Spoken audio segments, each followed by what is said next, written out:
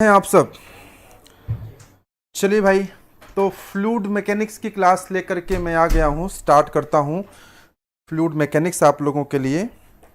एक बार फटाफट शेयर कर दीजिए, जो लोग भी क्लास में आ गए हैं वो शेयर करके बता दें कि हाँ, फ्लूइड की क्लास शुरू हो गई है।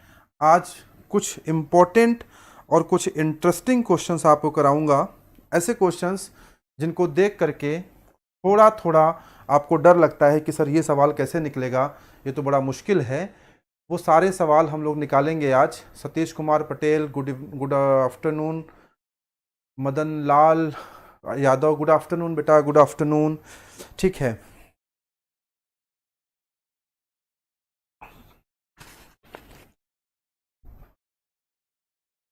चलिए बच्चों, तो क्लास को हम लोग स्टार्ट करते हैं, क्लास को हम लोग शुरू करते हैं। एक बार सब लोग शेयर कर दीजिए, बता दीजिए कि फ्लूइड की क्लास शुरू हो गई है। Today we are going to do some very important questions, थोड़े से टफ क्वेश्चंस, थोड़े से डिफिकल्ट क्वेश्चंस। ऐसे क्वेश्चन जो अमूमन आप नहीं कर पाते हो या आपको डर लगता है, आज उस डर को समाप्त करने का समय है। क्योंकि डर के आगे क्या है? डर के आगे जीत है। ठीक है, तो एक बार बच्चों को शेयर कर, सबको शेयर कर दीजिए ताकि मैं जो है क्लास स्टार्ट करूं उससे पहले सारे वो जनता यहाँ उपस्थित हो जाए जिसके लिए हम ये क्लास चला रहे हैं। This is free batch of UP triple S C JE and UP RVUNL. The subject is fluid mechanics, जिसको मैं डील करने जा रहा हूँ।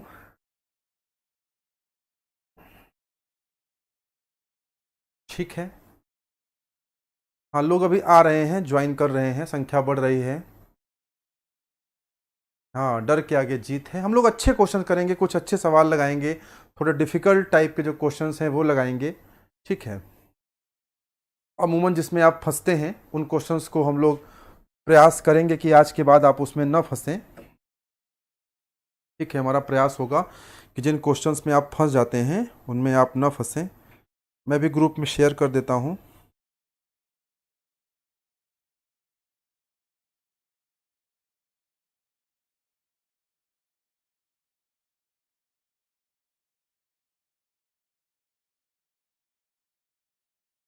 तब तक आप लोग भी सब जगह शेयर कर दीजिए।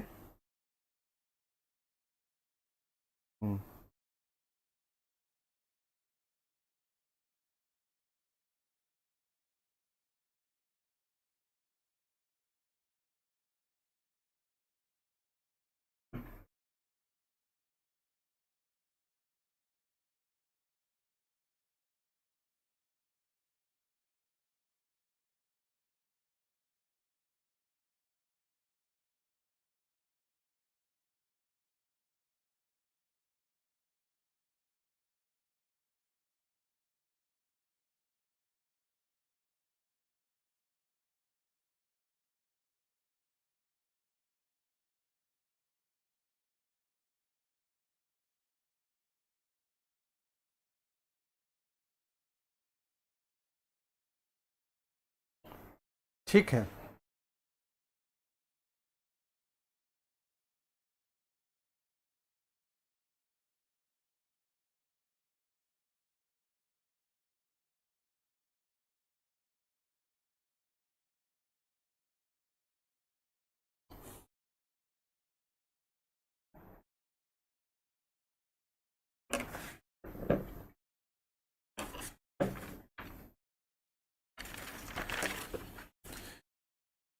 तो खैर चलिए शुरू करते हैं। जो लोग भी आ गए हैं क्लास स्टार्ट करते हैं। जो लोग आ रहे होंगे उनका हम इंतज़ार अभी करेंगे नहीं, तो अभी स्टार्ट कर देते हैं, बाकी लोग भी आते रहेंगे।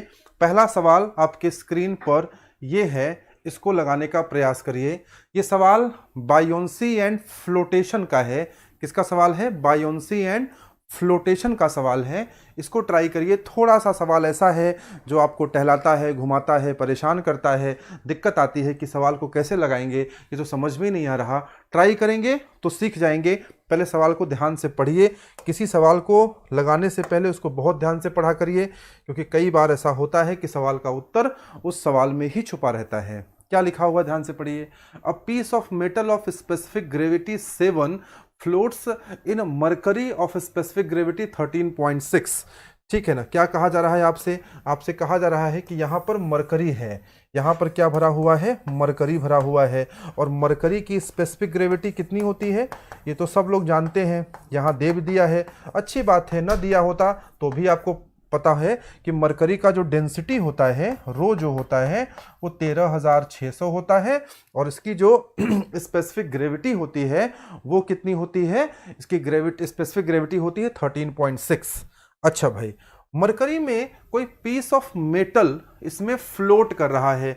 ठीक है ना, मान लीजिए ये कोई पीस ऑफ मेटल है जो कि फ्लोट कर रहा है। हमने एक आर्बिट्री शेप ले लिया, जरूरी नहीं कि आप कोई आर्बिट्री शेप लें, आप सिलेंड्रिकल शेप भी ले सकते हैं, कुछ भी ले सकते हैं। अच्छा भाई, उसके बाद क्या कह रहा है? कह ये रहा है कि जो ये आपका मेटल है, देखिए सवाल लगाइए, अच्छे सवाल लगाएंगे ना तभी सीखेंगे। ये सवाल बता रहा हूं मैं आपको, एसएससी जेई का सवाल है, ऐसा नहीं कोई बहुत डिफिकल्ट एग्जामिनेशन का सवाल है। ये सवाल एसएससी जेई का है। कंपटीशन का लेवल बढ़ रहा है बच्चों, जेई के लेवल पर भी अच्छे सवाल आने शुरू हो गए हैं। नहीं लगाएंगे तो परेशान हो जाएंगे। धनंजय यादव कह रहे हैं आप कैसे हो सर? धनंजय मैं बहुत बढ़िया, फर्स्ट क्लास हूँ। आइए सवाल लगाते हैं मिलकर के हम लोग बायोंसी और फ्लोटेशन का। ठीक है ना, ये जो बॉडी दिया हुआ है इसकी स्पेसिफिक ग्रेविटी दी हुई है। इसकी स्पेसिफिक ग्रेविटी कितनी दी हुई है? इसकी स्पेसिफिक ग्रेविटी दी हुई है 13.6। बताओ भाई कितना दिया है? 13.6। तो अगर हमें इसकी ग्रेविटी निकालना हो, इसकी हमें डेंसिटी निकालना हो, अगर हमें इसकी डेंसिटी निकालना हो तो हम कितना लिख सकते हैं? 13,600। इसमें 1000 से मल्टीप्लाई करेंगे तो आ जाएगा। बात समझ में आ रहा है ना? बहुत अच्छा सवाल है, बहुत अच्छा सवाल है। कह रहा है what fraction of its volume is under the mercury. लगाइए, ये चॉकलेट प्रॉब्लम है। दीपक है कि नहीं? दीपक बोलता है ना चॉकलेट प्रॉब्लम। बोलो answer is C. Oh my god, इतना जल्दी आंसर दे दिया। ठीक है, वट एवर आंसर से मुझे कोई बहुत फर्क नहीं पड़ता। आप सवाल लगाइए, सब लोग लगाइए। एक बच्चे ने लगाया, दीपक, बहुत अच्छी बात है। सी है, डी है, मुझे नहीं पता, आप लगा के बताएंगे, मैं जानूंगा क्या आंसर आया है, जो भी इसका आंसर है। लेकिन कितना अच्छा सवाल है, चॉकलेट प्रॉब्लम जिसको मैं बोलता हूं ना, चॉकलेट प्रॉब्लम है ये। बोलो बोलो भाई, बोलो। आंसर नहीं चाहिए हमें, इसका ना सॉल्यूशन चाहिए। जरा एक बार सब लोग थम्स अप करके बताओ ना, मुझे दिख नहीं रहा है, स्क्रीन मेरी फ्रीज हो गई है या तो मुझे मोतियाबिंद हो गया, मुझे साफ दिखता नहीं है क्या? बोलो भाई। कुछ लोगों ने सवाल लगाना स्टार्ट कर दिया है। अगर हम इस, अच्छा मान लो यहाँ का वॉल्यूम, चलो मान लेते हैं यहाँ का कुछ वॉल्यूम है, चलो मान लेते हैं यहाँ का कुछ वॉल्यूम है, चलो मान लो यहाँ का वॉल्यूम V2 है और यहाँ का वॉल्यूम V1 है। जो डूबा हुआ पार्ट है उसका वॉल्यूम मान लिया V2 है, जो ऊपर वाला पार्ट है उसका वॉल्यूम मान लिया हमने V1 है। तो बताओ टोटल वॉल्यूम क्या हो जाएगा? टोटल वॉल्यूम क्या हो जाएगा? टोटल वॉल्यूम क्या हो जाएगा? टोटल वॉल्यूम यानी जो भी है वो V1 प्लस V2 है। बोलो भाई, सवाल को ध्यान से पढ़ो, एक एक स्टेप आगे बढ़ो। एक तो थम्स अप करके बताओ, मुझे दिख नहीं रहा, बिल्कुल नहीं दिख रहा कि कितने लोग लाइव हैं और कितना क्या कमेंट कर रहे हैं, क्या पूछ रहे हैं। ठीक है ना? अच्छा, उसके बाद आप क्या जानते हैं? आप जानते हैं कि FB इज इक्वल टू होता है W। ये तो आपने पढ़ा ही होगा, ये तो बायोंसी और फ्लोटेशन की पहली ही क्लास में पहली बात आपको पढ़ाई जाती है। क्या पढ़ाई जाती है? कि जो फोर्स ऑफ बायोंसी होता है, जो बायोंट फोर्स होता है, it is equal to the weight of the fluid displaced. क्या पढ़ा जाता है? It is equal to the weight of the fluid displaced. ये सब लोग पढ़ते हैं ना, इसमें कोई दिक्कत वाली बात नहीं है। बोलो यार, ठीक है, इतनी बात तो सबको समझ में आ रही है, इतनी बात तो सबको पकड़ में आ रही होगी। बोलो भाई, तो यहां हम लोग क्या कर लेंगे? देखो यहाँ पे FB is equal to W हमने लिख दिया। किसी ने लगाया सवाल, एक बच्चा कह रहा है सी पार्ट आ रहा है, एक बच्चा कैलकुलेट करके 0.515 आंसर भी निकाल दिया। Very good very good very good. चलो तो अब देखो जरा, यहां हम देखें अगर तो rho of mercury G, rho GH होता है ना, रो ऑफ मरकरी ले लिया और G लिया, और बताओ सॉरी रो G V, रो लिया G लिया, और V कौन सा लेंगे? V1 लेंगे कि V2? V कौन सा लेंगे? जब मरकरी को ले रहे हैं तो V लेंगे हम V2। इज इक्वल टू क्या हो जाएगा? रो G V1। बोलो भाई, रो G V1 या रो G V? बात समझ में आ रहा है ना? रो G V लेंगे यहां पे, सॉरी। अब बताओ हमें निकालना क्या है? बेसिकली हमें निकालना क्या है? हमें V2 निकालना है। तो G से G तो यही कट जाएगा। V2 इज इक्वल टू कितना हो जाएगा? Rho upon rho m multiplied by V। रो की वैल्यू कितनी हुई है, कितनी है, रो की वैल्यू है, ये देखो रो की वैल्यू कितनी है, अच्छा यहाँ पे 7 दिया हुआ है, मैंने यहाँ गलत लिख दिया, दिस इज 7, तो ये हो जाएगा 7000, ठीक है ना। तो कितनी वैल्यू दी हुई है बताओ, कितनी वैल्यू दी हुई है यहाँ पे, ये वैल्यू कितनी हो जाएगी 7000 बटे 13600। बोलो भाई ये बात समझ में आ रही है ना, इनटू भी, इसको सॉल्व करोगे तो 0.515 आएगा। बोलो यार क्या आंसर बता रहे हो, 0.515 भी। तो ये आंसर कहीं दिया हुआ है, ये आंसर कहीं दिया हुआ है, ये सी पार्ट में दिया है। बोलो, तो बायोंसी एंड फ्लोटेशन के कॉन्सेप्ट इसी तरह से आपको पढ़ने हैं, थोड़ा समझ के पढ़ना पड़ेगा, तभी आपको क्लैरिटी आएगी। जब भी आप बायोंसी के सवाल लगाया करिए, इस फार्मूले को बहुत ध्यान से देखा करिए, F V is equal to क्या होता है, रो जी भी। जहां पर जो रो है ये किसका है, रो किसका है, ये डेंसिटी ऑफ फ्लूइड होता है, ध्यान रखिएगा। और वी को आप लिखा करिए वी एफ डी मतलब, वी एफ डी का मतलब क्या है, volume of the body submerged in the fluid, बात समझ में आया ना, this is the volume of the body submerged in the fluid. मान लो कोई बॉडी है, मान लो कोई सिलेंड्रिकल बॉडी है, और यहां पर इतना सबमर्ज है, ठीक है ना। तो हम पूरी बॉडी नहीं लेंगे, हम जो सबमर्ज है उसी का वॉल्यूम लेते हैं, ये बात को ध्यान रखिएगा। ये बातें आपको पता है या बताना पड़ेगा, बोलो यार ये बातें तो सबको पता होनी चाहिए, आई थिंक होगी मुझे लगता है, ठीक है ना। हम इसी का वॉल्यूम लेंगे, यहां का वॉल्यूम लेंगे। जब भी ना एफबी की बात करी जाए, आपको कोई पूछता है बायोंट फोर्स क्या है, जब भी आप कोई पूछता है ना कि बायोंट फोर्स क्या है, तो आप क्या बोलते हैं, बायोंट force is a vertical force, बायोंट force is a vertical force, यही बोलते हैं आप लोग ना, बायोंट force is a vertical force. क्या बोलेंगे, बायोंट force is a net vertical force, क्या बोलेंगे, बायोंट force is a net vertical force. भाई यहां से भी कोई फोर्स लग रहा है, यहां से भी कोई फोर्स लग रहा है, तो ये वाले फोर्स को इस वाले फोर्स से माइनस करोगे, या इससे इसको माइनस करोगे, वो जो फोर्स आएगा वो बायोंट फोर्स होगा।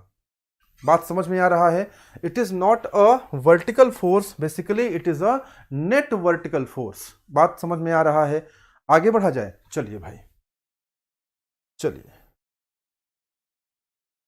ये सवाल लगाइए, ये आपका ईएस का सवाल है, ईएससी का सवाल है, थोड़ा सा सवाल बड़ा है, मैं स्क्रीन से हट जा रहा हूं, आप एक बार पूरा सवाल देख लीजिए आराम से, फिर लगाइए। हाँ, it is a net vertical force, when we are talking about the buoyant force, आप बोलोगे net vertical force. Net word क्यों यूज कर रहे हैं, नेट वर्ड इसलिए यूज कर रहे हैं कि अगर हम कहीं पर नेट न यूज करेंगे तो इसका मतलब जो भी वर्टिकल फोर्स आएगा उसी को हम बायोंट फोर्स बोल देंगे।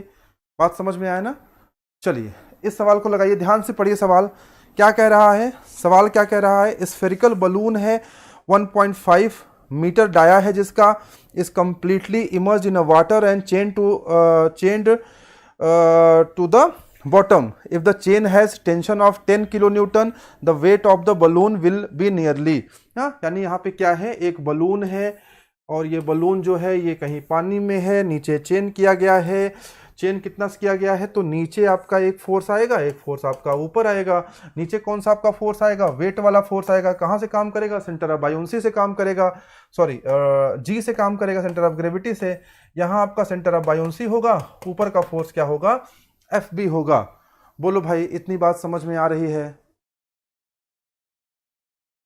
सतीश कुमार पटेल, दीपक कुमार, रोहित कुमार, कमेंट पढ़ लेता हूँ एक बार, मानस पांडे, यस सर, जी मानस सर, एकदम बढ़िया हूँ मैं, Deepak Kumar, net vertical force, जी ठीक है ना। तो बताओ भैया, अगर यहाँ से आप लगाओगे तो W इज इक्वल टू क्या होगा, F प्लस T बनेगा, टेंशन फोर्स और प्लस आपका जो फोर्स ऑफ बायोंसी आ रहा है। एक बार सेशन लाइक वाइक कर दो यार, बहुत कम लाइक्स हैं मुझे लगता है आज, हाँ केवल 30 लाइक्स हैं, बताओ सेशन लाइक करो सब लोग एक बार जरा, जितने भी लोग लाइव हैं वो लाइक तो कर दो, ठीक है। अगर W निकालोगे तो क्या यहाँ से W equal to F into T आ जाएगा, बोलो भाई, ये बात समझ पा रहे हो कि नहीं? बोलो भाई। एक तो कमेंट सेक्शन मुझे दिखता ही नहीं है कि आप लोग क्या बोल रहे हैं। तो W is equal to sorry sorry, थोड़ा जल्दीबाजी कर दी मैंने। तो W is equal to F - T। बोलो, F की वैल्यू रख दो, T की वैल्यू रख दो, आंसर आपको मिल जाएगा। ये सवाल पहले भी हमने डिस्कस किया होगा। F की वैल्यू क्या रख दोगे? इसकी वैल्यू रख दोगे रो जी वी माइनस टेंशन। रो की वैल्यू कितनी रखोगे? देखो, सवाल को ये उम्मीद मत करो मेरे से कि मैं पूरा आपको छपवाऊंगा, आपको ना लगाना पड़ेगा मेरे साथ। रो की वैल्यू 1000 kg पर मीटर क्यूब। जी की वैल्यू कितनी रख दोगे? 9.81 मीटर पर सेकेंड स्क्वायर।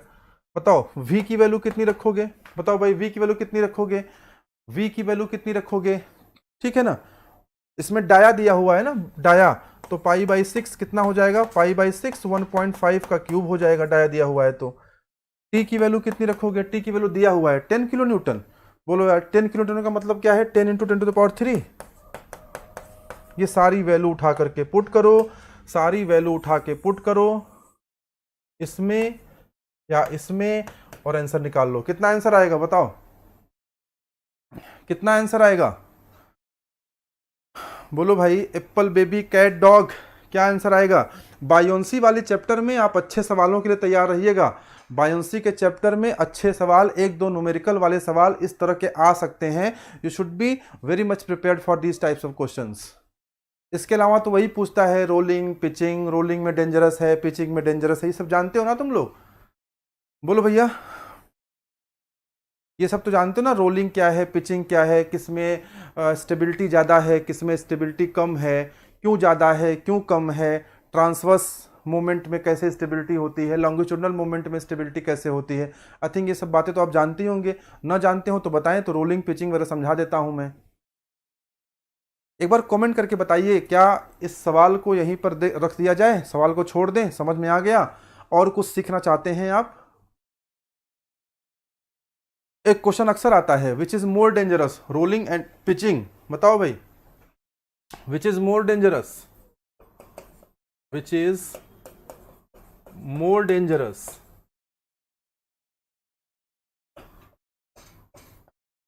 रोलिंग और pitching?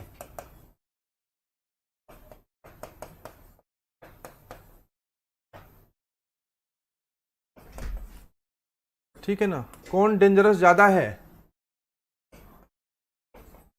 The design of ship, the design of ship is based on, the design of ship is based on rolling और pitching?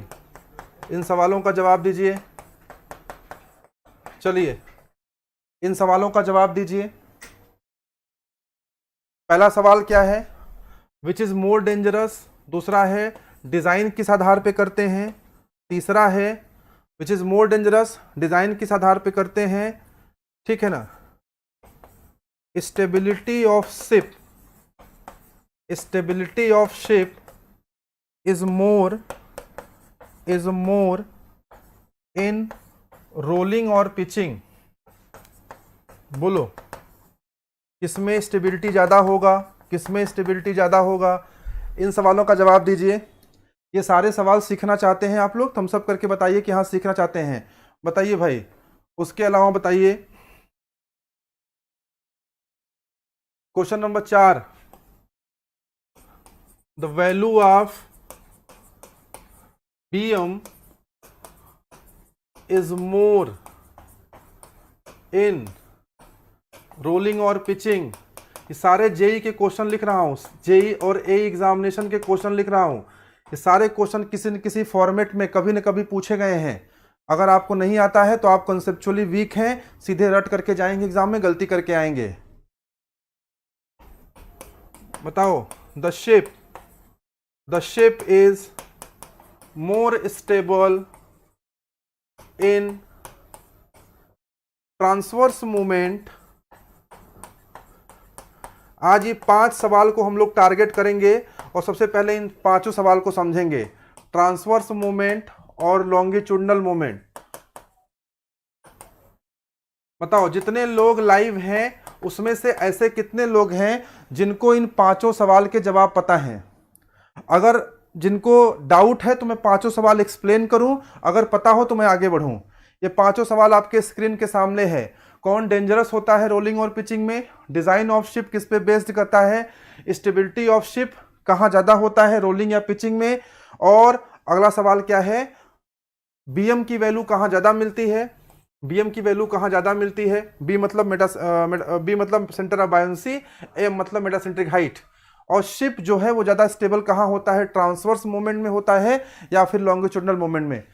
ध्यान से पढ़िए, मुझे बताइए। पांचों सवाल के जवाब जानना चाहते हैं तो लिखिए हाँ सर जानना चाहते हैं, नहीं जानना चाहते हैं तो बताइए कि सर पता है हमको। आप आगे बढ़िए, आगे बढ़े या एक्सप्लेन कर दें? एक्सप्लेन कर दो सर, पता है नहीं पता है सर, सर बता दीजिए। सब लोग बताएं, सब लोग कमेंट कर बताएं। पांचों सवाल आपके स्क्रीन पे हैं, मैं पांचों सवाल को एक्सप्लेन कर दूंगा, पांच के पांचों सवाल को एक्सप्लेन कर दूंगा। एक सलीका सीख जाएंगे सवाल लगाने का आप। सर एक्सप्लेन करें, बाकी सब लोग कमेंट करें। 23-24 लोग लाइव है, कमेंट केवल 3-4 आया, बाकी लोग क्यों नहीं कर रहे हैं भाई? मतलब बाकी लोग को पता है, मैं मान के चलूं। सब लोग कमेंट करिए, फटाफट शेयर कर दीजिए ना। जो चीजें पढ़ा रहा हूं आपको ये पेड बैच में भी नहीं मिलेगा यार, इतना डिटेल्ड एक्सप्लेनेशन कोई पेड बैच भी नहीं देने वाला। लोग रटवा देते हैं, लोग रटवा देते हैं। मैं समझा दूंगा अभी अगले 15 मिनट में, अगले आने वाले। Pitching is dangerous, no Rohit गलत, rolling is more dangerous, why देखो रटने से यही होगा, रटोगे आप तो यही होगा कि आप जिसको रटोगे वही आप बता पाओगे। रेखा कुमारी, या सर बता दीजिए। Satish Kumar Patel, please explain sir. रटना नहीं है, rolling is more dangerous, why rolling is more dangerous बताने जा रहा हूं अभी, बताने जा रहा हूं अभी, ध्यान दीजिएगा। Please explain sir. ओके, देखो बच्चों होता क्या है, देखो होता क्या है। सबसे पहले ना पूरे कॉन्सेप्ट को समझो, सारे सवालों का जवाब ना आपको खुद ही मिल जाएगा। देखो यहां एक एक सवाल को निपटाते हैं, एक एक सवाल को पकड़ते हैं। पहला सवाल कह रहा है which is more dangerous, rolling is more dangerous. Which is more dangerous, rolling is more dangerous. क्यों रोलिंग डेंजरस होता है? Why rolling is more dangerous? Rolling dangerous इसलिए होता है क्योंकि इसके केस में बीएम की वैल्यू कम मिलती है। रोलिंग के केस में बीएम की वैल्यू कम मिलती है। रोलिंग के केस में बीएम की वैल्यू कम मिलती है, ठीक है ना। रोलिंग के केस में बीएम की वैल्यू कम मिलती है। नहीं, जो दिया है गलत दिया है, बात समझ में आया? रोलिंग के केस में बीएम की वैल्यू कम मिलती है, क्योंकि बीएम की वैल्यू कम मिलती है, बीएम की वैल्यू कम मिलती है। क्यों बीएम की वैल्यू कम मिलती है? क्योंकि इसमें मोमेंट ऑफ इनर्शिया की वैल्यू कम मिलती है। मोमेंट ऑफ इनर्शिया कम होने के कारण बीएम की वैल्यू कम मिलती है। बीएम की वैल्यू कम मिलेगी तो इसमें डेंजरस ज्यादा है। यानी रोलिंग के केस में, यानी रोलिंग के केस में, यानी रोलिंग के केस में आपके शिप के ओवर टर्निंग के चांसेस ज्यादा हैं। अगर आपने रोलिंग को अवॉइड कर लिया, अगर आपने रोलिंग को अवॉइड कर लिया तो आपके शिप के डूबने के चांसेस नहीं रहेंगे। यानी डिजाइन किसके आधार पे करेंगे हम? डिजाइन किसके आधार पे करेंगे? डिजाइन हम उसके आधार पे करेंगे जो ज्यादा डेंजरस है। भाई हमने अगर इसको अवॉइड कर लिया तो फिर हमारा शिप डूबने का चांस नहीं है ना। तो डिजाइन हम किसके आधार पे करेंगे? डिजाइन हम उसके आधार पे करेंगे विच इज मोर डेंजरस। तो design is based on rolling. बात समझ में आया? Stability of ship is more in rolling और पिचिंग। पिचिंग में इसकी स्टेबिलिटी ज्यादा होती है क्योंकि ITT is greater than ILL। Transverse axis में ज्यादा होता है मोमेंट ऑफ इनर्शिया ILL से, इसीलिए BM in transverse is greater than BM in longitudinal. इसीलिए पिचिंग में क्या होता है, आपकी स्टेबिलिटी ज्यादा होती है। BM है आपका, BM नहीं जानते हैं, बता रहा हूं, मैंने पढ़ाया होगा कभी BM के बारे में, बता रहा हूं BM के बारे में, पहले इसको समझ लो। The value of BM is more in pitching. Pitching में BM की वैल्यू मोर होती है। The ship is more stable in transverse और लॉन्गिट्यूडनल इन ट्रांसवर्स डायरेक्शन। पांचों सवाल का जवाब मिला। BM क्या होता है? देखो BM क्या होता है, ऐसे समझो कि यहां पर आपका ये न्यूट्रल एक्सिस है या नॉर्मल एक्सिस है। बोलो यहां पे क्या होता है? यहां पे है G, यहां पे है G, यहां मिला आपको M, और यहाँ पे है आपका b, यहाँ पे आपका b है जो कि यहाँ आ गया है, ये मान लो b डैश आ गया है, ठीक है ना। तो जो ये b से m तक की वैल्यू होती है ना, ये bm होती है, दिस इज bm। और जो g से m तक की वैल्यू होती है, दिस इज gm। हाँ, तो gm को आप क्या बोलते हैं, gm को तो आप जानते हैं, मेटासेंट्रिक हाइट, मेटासेंट्रिक हाइट। अगर bm की वैल्यू ज्यादा होगी ना, अगर bm की वैल्यू ज्यादा होगी तो इसका मतलब कि स्टेबिलिटी ज्यादा होगी। अगर bm की वैल्यू ज्यादा होगी तो इसका मतलब कि स्टेबिलिटी ज्यादा होगी। बात समझ में आया? जीएम बीएम में कोई डाउट तो नहीं है अब? बोलो यार। स्टेबिलिटी वाली कंडीशन हमने आपको पढ़ाई है, या आपने पिछली क्लासेस में आपने पढ़ा होगा कि अगर देखो ये देखो जी के ऊपर है ना, तो यहां देखो जीएम क्या है, पॉजिटिव। स्टेबिलिटी की 3 कंडीशन शुरुआत से तो मैं पढ़ा रहा हूं आपको। स्टेबिलिटी की 3 कंडीशन, कितनी कंडीशन होती है? पहली कंडीशन है M is above G, M is above G, देखो यम इज एबव जी, पहली कंडीशन। दूसरी कंडीशन है बीएम इज ग्रेटर देन बीजी, देखो बीएम इज ग्रेटर देन बीजी। अरे बोलो यार, समझ में आ रहा है? थम्सअप करके बताओ भैया, इतनी बढ़िया बात पढ़ा रहा हूं, लाइक थम्सअप कुछ आ ही नहीं रहा, बोलो। और तीसरी बात क्या होती है? तीसरी बात क्या होती है? जो बीएम की वैल्यू होगी वो पॉजिटिव होगी। ये 3 शर्तें होती हैं स्टेबिलिटी पे आने वाला क्वेश्चन, इन 3 शर्तों में से किसी एक शर्त पे आ सकता है, ये है। समझ में आ रहा है? बोलो यार। बीएम जीएम बीजी जीजी सब सारा एक्सप्लेन कर दिया। समझना चाहिए, समझोगे नहीं तो सब गड़बड़ हो जाएगा, रटोगे सब भूल जाएगा, एकदम रट सब भूल जाएगा, बता रहा हूं, रटोगे सब भूल जाएगा, पढ़ोगे सब आ जाएगा। देख लो एक बार ध्यान से, ये स्टेबिलिटी की कौन सी कंडीशन है? ये स्टेबल इक्विलिब्रियम की कंडीशन है। कौन सी कंडीशन है? स्टेबल इक्विलिब्रियम की कंडीशन है।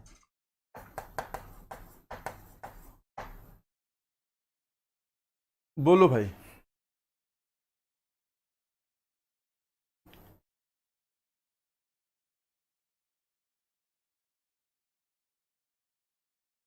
ठीक है ना? रोलिंग और पिचिंग के अलावा भी कई सारे मोशन होते हैं शिप में, या होता है, से होता है, और हीव होता है, सर्ज होता है, कई सारे और भी होते हैं, वो पढ़ना नहीं है आपको, बस नाम सुन लो, बस नाम बता दिया था कि जानते रहो। एक या होता है अगर शिप ऐसे से कर रही है तो, एक सर्ज होता है, एक आपका हीव होता है, ठीक है, बहुत सारे और भी होते हैं। इतनी बात समझ में आ गई है तो आगे बढ़ा जाए? बोलो भैया। इस पे क्वेश्चन आना तय है, जान लो, इस पे एक क्वेश्चन आना तय है, अच्छा क्वेश्चन आता है, बच्चों को फंसाता है। चलो, बच्चे हमारे नहीं फंसेंगे, वो बच्चे जो जीडी पांडे सर से पढ़े हैं वो कब फंसेंगे, तो पूरा डिटेल करके बैठे हैं ना। आप लोग समझो, लाइव फ्री बैच में मैंने वो पढ़ा दिया जो मैं पेड बैच में पढ़ाता हूं अपने इंस्टीट्यूट में। आप बताओ, कोई चीज छोड़ा हूं तो बताओ, बोलो, कोई चीज छोड़ा हूं? कभी आपको महसूस हुआ कि सर कुछ क्रॉप कर दे रहे हैं? एज इट इज दे रहा हूं, बल्कि ज्यादा दे रहा हूं, जो मेरे से पढ़े हैं बच्चे शायद उनको भी ना पढ़ाया होगा मैंने ये सारी चीजें। क्वेश्चन नंबर 3 पे आ जाओ, जरा 3 पे आ जाओ। मेरे हिसाब से तो रोलिंग है दीपक, ठीक है ना? बाकी कोई डाउट हो तो आप मेरे को बताना। मैं तो बोलता हूं हमेशा ना, पृथ्वी का कोई छोर नहीं है, ज्ञान का कोई अंत नहीं है, मेरे को तो लगता है कि रोलिंग ही है। कोई डाउट हो तो आप बताइएगा। इस क्वेश्चन पे आते हैं। Consider the following statement, if a small upward displacement is given to the floating body. बहुत अच्छा सवाल है, मतलब बहुत बढ़िया टाइप के सवाल ये सारे हैं।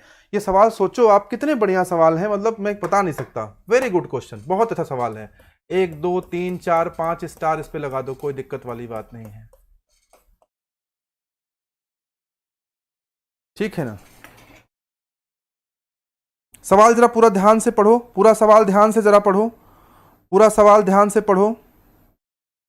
मैं इसकी स्क्रीन से हट गया हूं इसीलिए, सवाल बड़ा है। पहले पढ़ो सवाल कह क्या रहा है, पहले सवाल कह क्या रहा है ये पढ़ो। पहले सवाल क्या कह रहा है?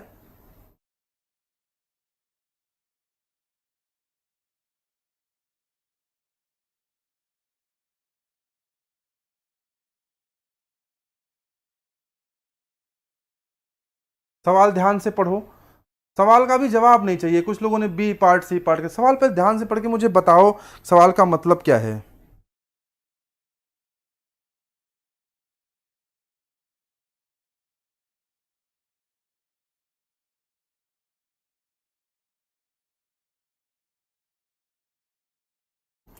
देखो सवाल क्या कह रहा है मैं बताता हूं आपको, सवाल क्या कह रहा है बताता हूं मैं आपको। कह रहा है कि if small upward displacement is given to the floating body, ये मान लो बॉडी है, ये फ्लोट कर रही है, ये बॉडी है और ये फ्लोट कर रही है, ये बॉडी है और ये फ्लोट कर रही है। अब कह रहे हैं कि यहां से स्मॉल स्मॉल डिस्प्लेसमेंट इसको दिया गया, अपवर्ड डिस्प्लेसमेंट। कैसा डिस्प्लेसमेंट? अपवर्ड, यानी इसको ऊपर की तरफ थोड़ा उछाल दिया गया। इसको क्या किया गया? सर हिंदी में क्वेश्चन नहीं है बेटा, है राजनाथ, हिंदी में क्वेश्चन है लेकिन लिमिटेड क्वेश्चन है बेटा, 100-150 क्वेश्चन करा पाऊंगा, प्रैक्टिस ज्यादा नहीं करा पाऊंगा, ठीक है ना। एक दो किताब है जो हिंदी में आती है, आधा उसके आंसर भी गलत दिए हुए हैं। हिंदी में क्वेश्चन करना चाहते हैं तो बहुत लिमिटेड नंबर ऑफ क्वेश्चन करा पाऊंगा, अंग्रेजी में करेंगे तो इतने क्वेश्चन करा दूंगा कि कॉन्सेप्ट की धज्जियां उड़ जाएंगी। कह रहा है कि शिप है, स्मॉल अपवर्ड डिस्प्लेसमेंट क्या दिया? अपवर्ड डिस्प्लेसमेंट दे दिया।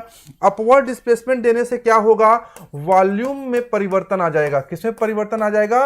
वॉल्यूम में परिवर्तन आ जाएगा। बताओ वॉल्यूम बढ़ेगा कि घटेगा?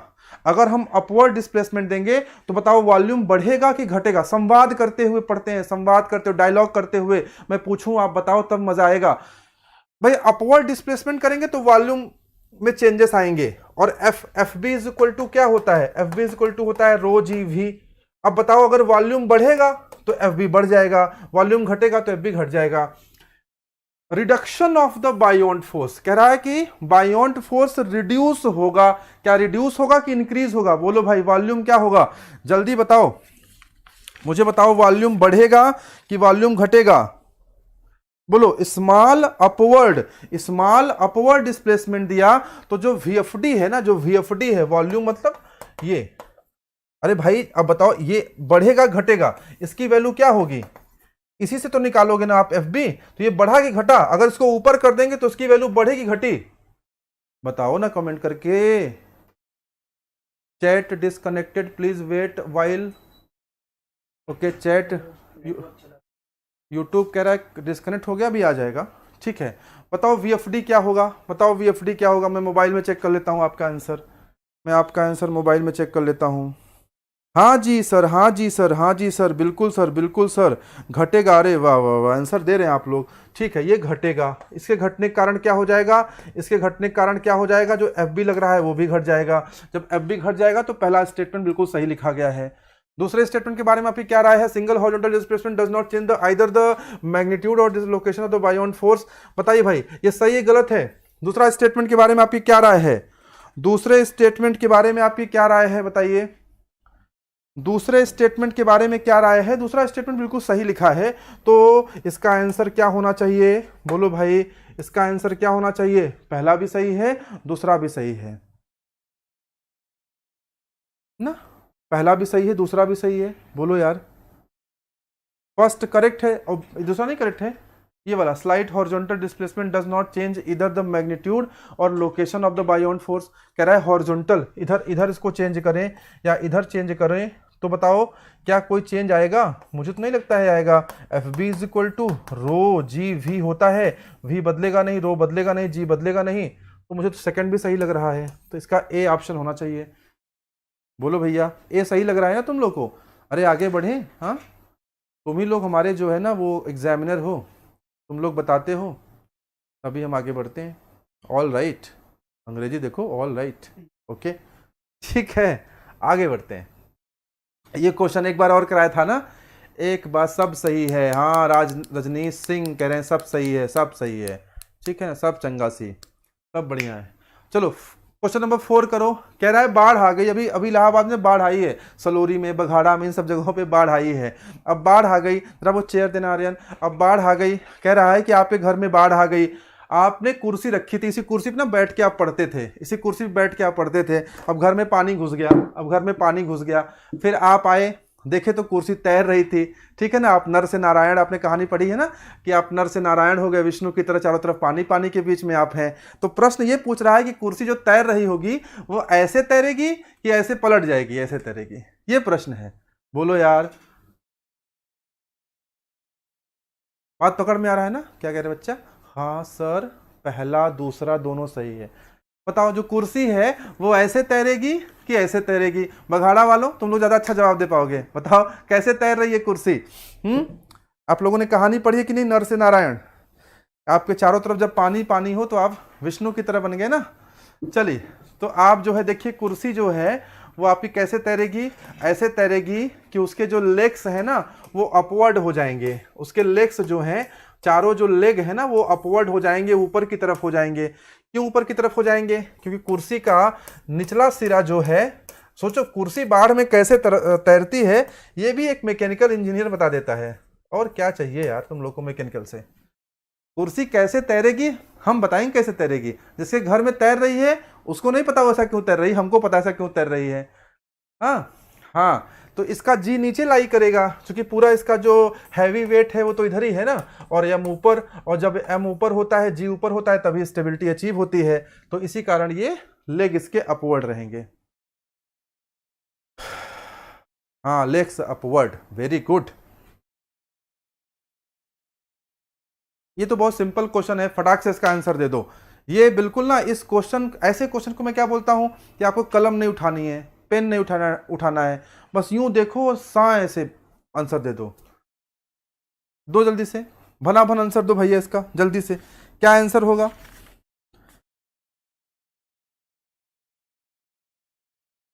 एक तो हमारे टाइपिस्ट साहब देखो, यहाँ पॉजिटिव लिखे तो यहाँ भी पॉजिटिव लिख दिए, उनको यहाँ निगेटिव लिखना चाहिए था, ठीक है ना।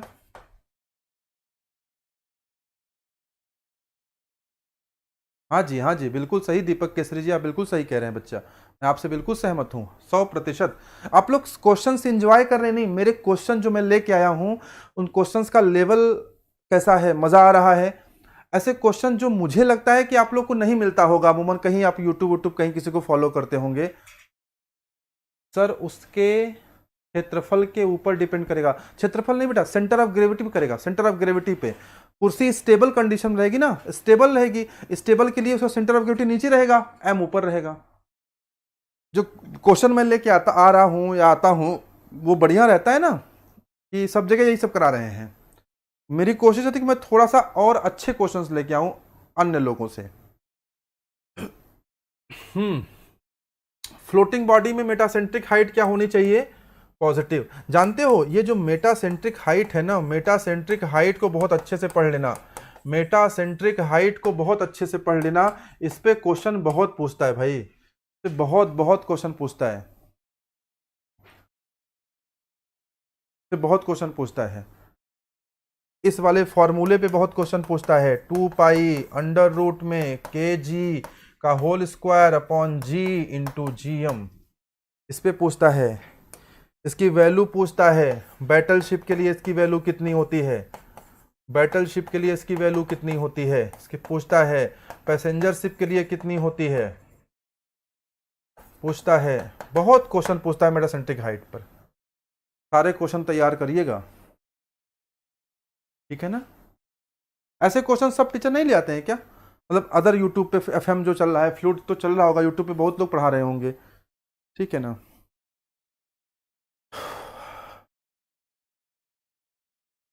तो सेंटर ऑफ बायोन्सी क्या होता है बताओ? सेंटर ऑफ बायोन्सी क्या होता है? सेंटर ऑफ बायोन्सी क्या होता है? सेंटर ऑफ बायोन्सी होता है, सेंटर ऑफ बायोन्सी क्या होता है? सेंटर ऑफ बायोन्सी होता है जहां से एफबी काम करता है। देखो ध्यान से समझो, ध्यान से समझो कि जानते हो आप लोगों ने ना आर्किमिडीज प्रिंसिपल का नाम सुना होगा। आर्किमिडीज प्रिंसिपल का नाम सुना था कि नहीं? बोलो यार, आर्किमिडीज ऐसा आर्किमिडीज का नाम मैंने लिख दिया कि आर्किमिडीज भी अगर देखेंगे तो कहेंगे भैया ये कौन सा नाम लिखा है मेरा। आर्किमिडीज प्रिंसिपल का नाम सुना है आप लोगों ने? आज मैं ना आपको आर्किमिडीज प्रिंसिपल को बहुत एक झटके में एक लाइन में समझा रहा हूं। अभी तक आप लोगों ने आर्किमिडीज का नाम सुनते ही क्या बोलते हो आप? यदि कोई वस्तु डुबाई जाती है पूरी या आंशिक रूप से, तो उसके हटाए गए द्रव का भार उसके भार में आई कमी, फला धिमकाना, यही सुनते हो ना। आर्किमिडीज का सिद्धांत मैं एक लाइन में डिस्क्राइब कर रहा हूं। आर्किमिडीज का सिद्धांत मैं एक लाइन में डिस्क्राइब कर रहा हूं, अच्छा लगे थम्स अप करके बताना। आर्किमिडीज ने कुछ बड़ा काम नहीं किया, मतलब बहुत बड़ा काम किया था, ठीक है ना, लेकिन उन्होंने बस इतना किया कि अगर किसी बॉडी को अगर किसी फ्लूइड में डुबाया जाए, अगर किसी बॉडी को अगर किसी फ्लूइड में डुबाया जाए, अगर किसी बॉडी को अगर किसी फ्लूइड में डुबाया जाए, तो यहां पर एक फोर्स आता है जो कि ऊपर की तरफ काम करता है। यहां पर एक फोर्स आता है जो कि ऊपर की तरफ काम करता है। आर्किमिडीज ने जस्ट इतना किया कि उन्होंने जो फोर्स आता है उसे कैलकुलेट करके आपको दे दिया। बस उन्होंने बस इतना काम किया कि जो फोर्स एफबी आता है उन्होंने उसे कैलकुलेट करके आपको दे दिया। आपसे कोई पूछे आर्किमिडीज ने क्या किया, आप बोलो उन्होंने बायोंट फोर्स को कैलकुलेट करके दे दिया। अब बताओ, जब बायोंट फोर्स है, कोई भी चीज अगर फोर्स है ना, तो फोर्स से कोई भी फोर्स हो, चाहे वो बायोंट फोर्स हो, कोई भी फोर्स हो, कुछ चीजें उसके पास जरूर होती हैं। जैसे उसके पास मैग्नीट्यूड होता है, जैसे उसके पास डायरेक्शन होता है, जैसे उसके पास पॉइंट ऑफ एप्लीकेशन होता है। ये तीन चीजें तो होती ही होती हैं। पॉइंट ऑफ एप्लीकेशन होता है, तो जो आपका बायोंट फोर्स है उसके पास भी तीनों होंगे। इसका मैग्नीट्यूड कितना होगा, इसका मैग्नीट्यूड होगा F B is equal to V rho G V F D के बराबर, यानी वेट के बराबर, यानी डब्लू के बराबर। समझ में आ रहा है ना। डायरेक्शन क्या होगा, हमेशा इसका डायरेक्शन अपवर्ड डायरेक्शन में होगा। पॉइंट ऑफ एप्लीकेशन क्या होगा, उसी पॉइंट ऑफ एप्लीकेशन का नाम है सेंटर ऑफ बायोंसी।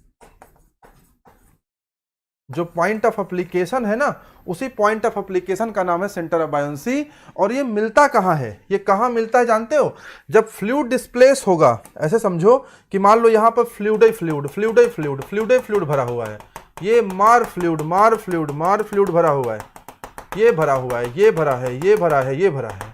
जब बेटा आप इसको बॉडी इंसर्ट कराओगे ना, इसमें जब बॉडी इसमें अंदर इंसर्ट कराओगे, जब बॉडी इंसर्ट कराओगे तो फ्लूइड क्या निकलेगा, फ्लूइड डिस्प्लेस होगा। बोलो यार, जब फ्लूइड डिस्प्लेस होगा, ये कौन सा फ्लूइड है, ये डिस्प्लेस्ड फ्लूइड है। जितनी एनर्जी से मैं पढ़ा रहा हूं ना, उतनी एनर्जी से आपका कमेंट नहीं आ रहा, उतनी प्रतिक्रियाएं नहीं आ रही। मुझे लगता है मुझे इतनी मेहनत करनी नहीं चाहिए, आप लोग उतनी प्रतिक्रिया दे नहीं रहे हो। चलो, तो यहां से जो फ्लूइड बाहर आया ना, जो फ्लूइड बाहर आया यार, इस फ्लूइड का कुछ तो मास होगा, बिल्कुल होगा। इस फ्लूइड में अगर मास है तो इस फ्लूइड में कहीं ना कहीं जरूर बात तय है कि सेंटर ऑफ ग्रेविटी होगी, जी होगा। ये जी किसका जी है, क्या इस बॉडी का जी है, नहीं। क्या इस वाले पानी का, इस वाले फ्लूइड का जी है, नहीं। किसका जी है, जितना डिस्प्लेस हुआ ये उसका जी है। जो इसका जी है ना, जो इसका जी है यही होता है सेंटर ऑफ बायोंसी। जो इसका जी है और यही जी ही कहलाएगा सेंटर ऑफ बायोंसी। यहीं से एफबी फोर्स काम करता है, यहीं से बायोंट फोर्स काम करता है।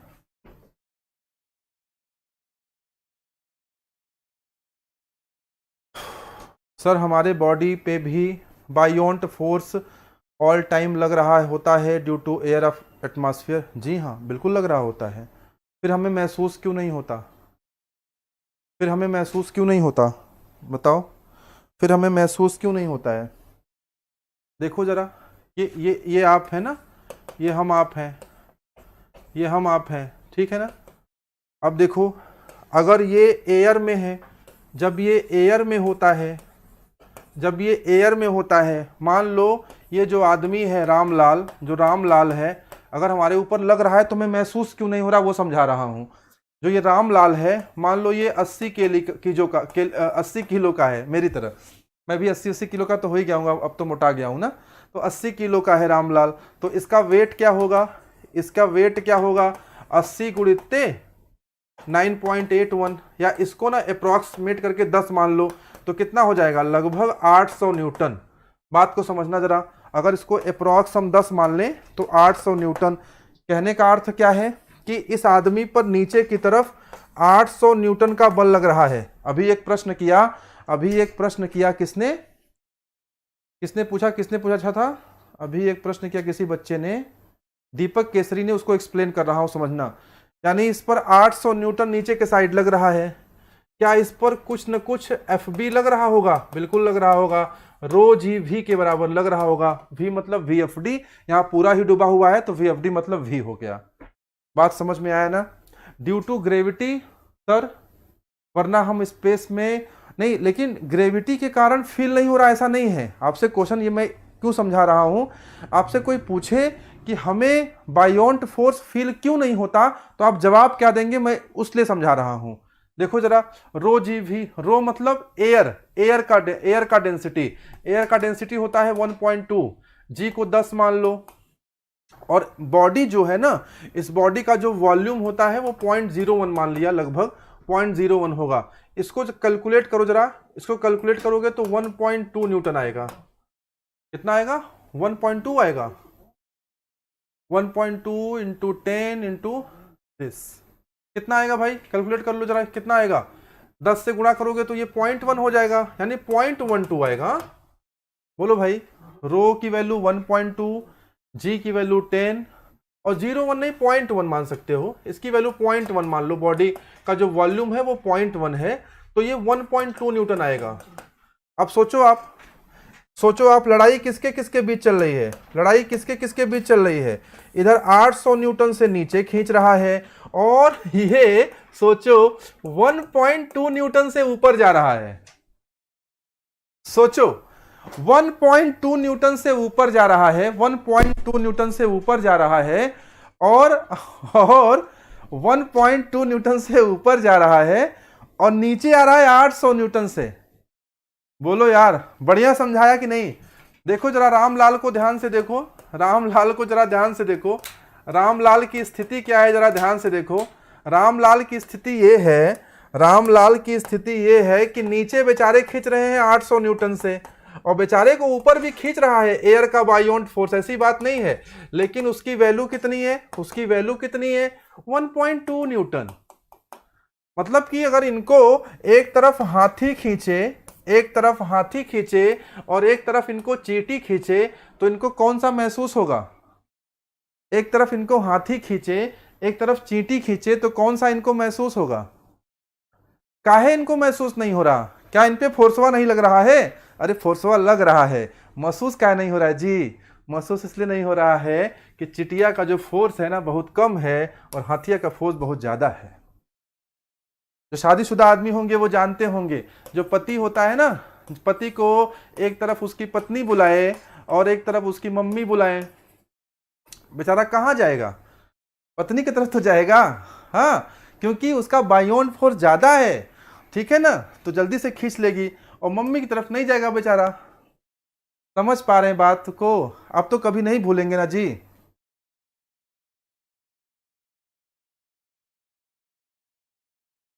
हाँ, तो मतलब देखिए, लग रहा है, फोर्स लग रहा है, फील काहे नहीं हो रहा है? फील नहीं हो रहा है बिकॉज ऑफ डेंसिटी। अभी तो क्वेश्चन का मूल आंसर तो आया ही नहीं, फील काहे नहीं होता है? अगर हम पर, ध्यान से पढ़ो, अगर हम पर एयर लगातार बायोंट फोर्स लगा रहा है, तो फील क्यों नहीं होता है? तो फील क्यों नहीं होता है जी? क्यों नहीं होता है बताओ? आंसर क्या है इसका? इसका आंसर है बिकॉज ऑफ द डेंसिटी, घनत्व। किसका घनत्व? एयर का घनत्व। एयर का घनत्व ही कम होता है। एयर का घनत्व कितना होता है? रो इज इक्वल टू 1.2 kg पर मीटर क्यूब, इसीलिए फील नहीं होता है जी। समझ में आया ना? हाँ देखो, तुम लोग को ना अभी पत्नी और ये सब बता दिए तो तुम लोग खुश हो गए।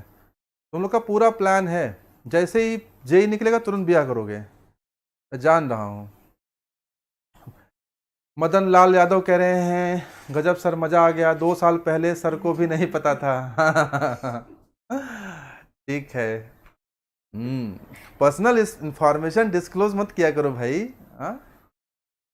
चलिए, फ्लूइड पढ़ के मजा आ रहा है? बोलो, you people are enjoying the class और नॉट? मजा आता है कि नहीं क्लास पढ़ के? हाँ, डेंसिटी ऑफ एयर। जिंदगी में किसी काम में अगर मजा ना आए तो वो काम करना ही नहीं चाहिए।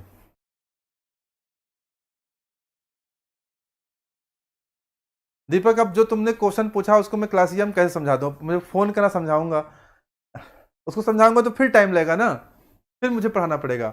4 बज गया है, फ्लूट की क्लास खत्म हो चुकी है।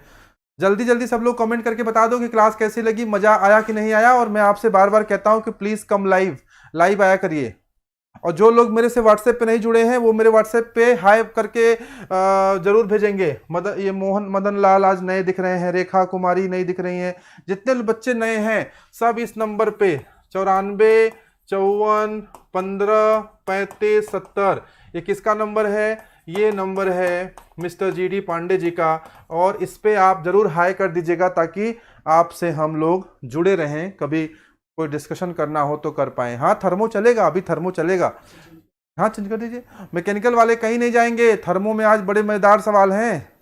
मैकेनिकल वाले जुड़े रहेंगे और सिविल वाले अब रिवीजन करेंगे, क्योंकि अब हम थर्मोडायनामिक्स पढ़ेंगे। मजा आया? सुनील सत्या, आपने मुझे व्हाट्सएप किया है? कर दो मेरे व्हाट्सएप नंबर पे हाय बोलो। दीप केसरी सर, व्हाट्सएप वाला क्वेश्चन बता दीजिए। हाँ बेटा, सब बताऊंगा, मैं सारे स्टार्ट करूंगा बताना। Guys, share and like the video. Thank you Deepak, thank you for support. Sir, अपना डाउट नहीं सॉल्व किया बेटा, मैं कर दूंगा बेटा, थोड़ा बिजी था और बीमार भी था। गजब की क्लास है। सतीश कुमार पटेल, आप तो जुड़े हैं शायद ना व्हाट्सएप पे मेरे से?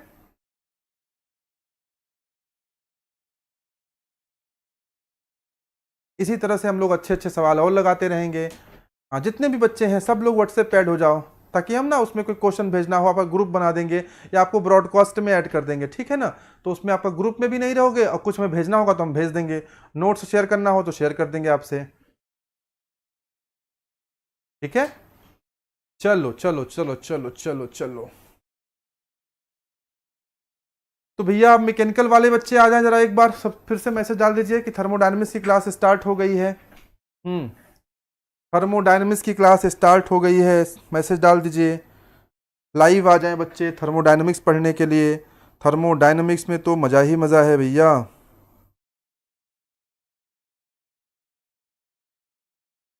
थर्मो की क्लास में बढ़िया बढ़िया क्वेश्चन हैं। सर, ग्रुप बनाइए मैकेनिकल का। ठीक है, बना देंगे मैकेनिकल का ग्रुप। और बताइए, और क्या आदेश है दीपक? जो आप लोग बताइए। दीपक यादव, में भी स्टेबिलिटी मोर हो जाएगा ड्यू टू ग्रेविटी इंक्रीज करेगी। देखो, तुम लोग आपस में जवाब सवाल जवाब कर लेते हो, ये बढ़िया है। सही बात है। जीडी सर आखिर कब तक पढ़ाएंगे? अब हम भी तो संन्यास लेंगे ना, हमको भी तो संन्यास लेना है। तो तुम लोग देखो मास्टर बन रहे हो, एक पूछेगा वो बताएगा, बहुत अच्छी बात है। अब लगता है तुम लोग को आखिरी बैच पढ़ा रहे हैं, इसके बाद नहीं पढ़ाएंगे। हाँ, चलो। थर्मोडायनेमिक्स का सवाल आप लोग का आ गया है। जो लोग लाइव नहीं हैं वो आ जाएं, सबको लाइव कर दें भाई।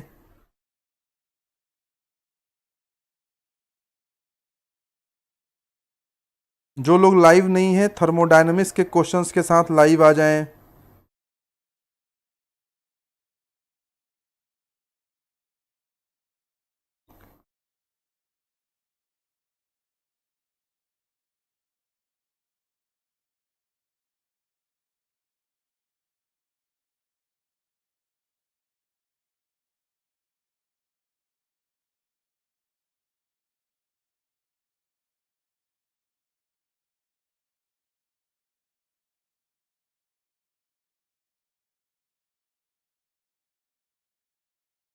चलिए। हेलो मानस सर, हेलो हेलो हेलो।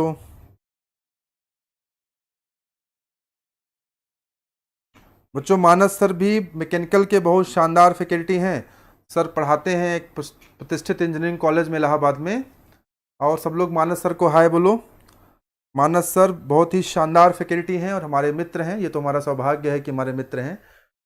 और Manas sir theory of machine, thermal engineering, fluid, इन सब के बहुत अच्छे टीचर हैं, बहुत अच्छा पढ़ाते हैं। आप सब लोग हाय करो सर को। चलो, हम लोग क्लास स्टार्ट करा जाए, थर्मोडायनेमिक्स वाली क्लास शुरू करी जाए।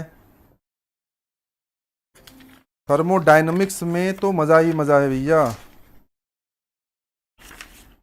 क्या कह रहा है सवाल, जरा देखते हैं। जेई का सवाल है। जेई का है कि एई का है? क्या कह रहा है?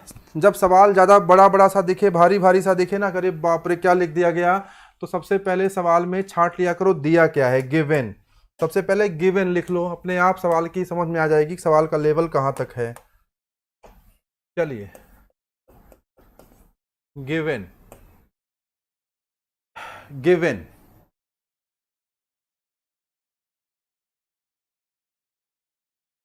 कोई बात नहीं, जो भी ड्यूटी पे हैं क्लास नहीं ले पा रहे हैं, कोई बात नहीं, कोई बात नहीं,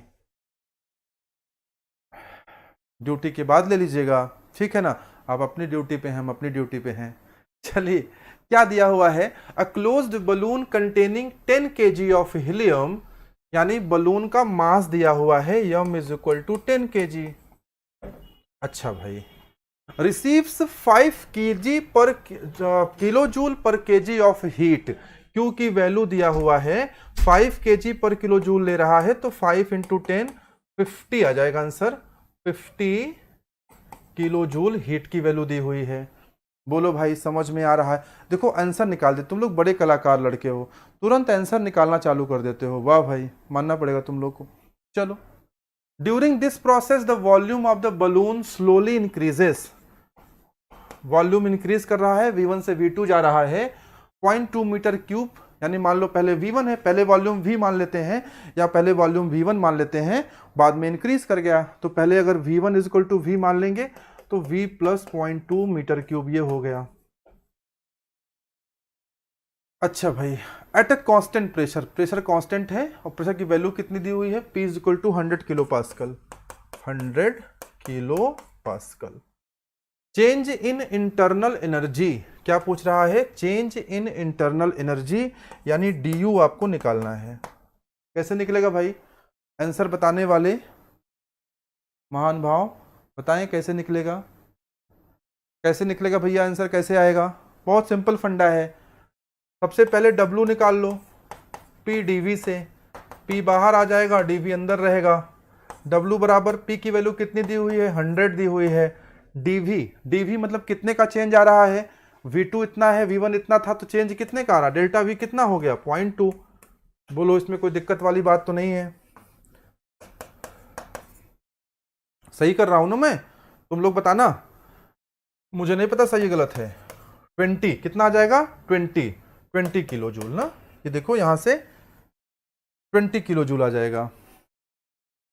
W आ गया, और अगर W आ गया तो फिर आपके लिए बहुत सिंपल फंडा, सिंपल सा क्वेश्चन, सिंपल सा फॉर्मूला।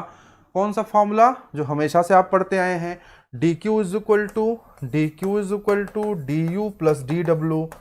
आपको du निकालना है, du is equal to dq minus dw। dq की वैल्यू दी हुई है 50, इसकी वैल्यू आई 20, 30 kilo joule. C is the correct option. बोलो भाई, सवाल अच्छा है ना, मजा आया कि नहीं सवाल? बोलो।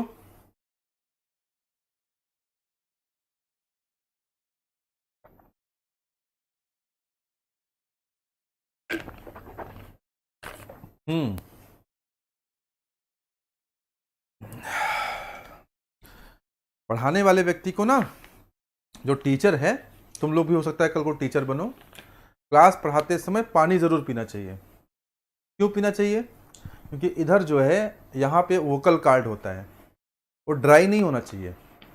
पानी पीते रहोगे ना, वो सही रहेगा।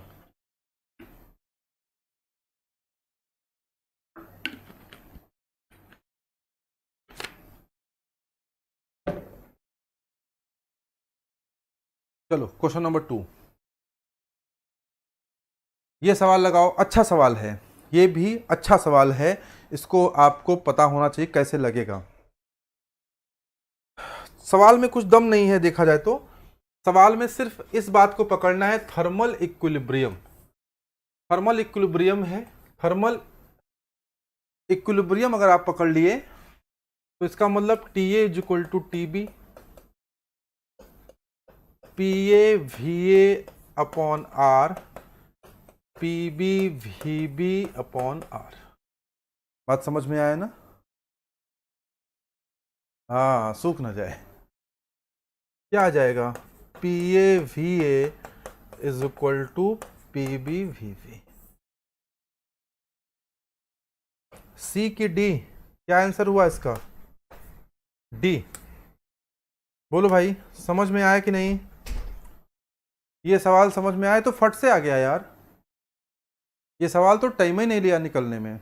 अच्छा, आप लोगों के लिए एक सूचना है। सूचना ये है कि शिवेन सर की तबीयत नहीं ठीक है और उन्हें फीवर है। कल भी उन्हें फीवर था, लेकिन चूंकि संडे को वादा था आप लोगों से, और वादा करके तो हम मैकेनिकल वाले तोड़ते नहीं हैं, तो इसलिए वो आए और उन्होंने क्लास लिया।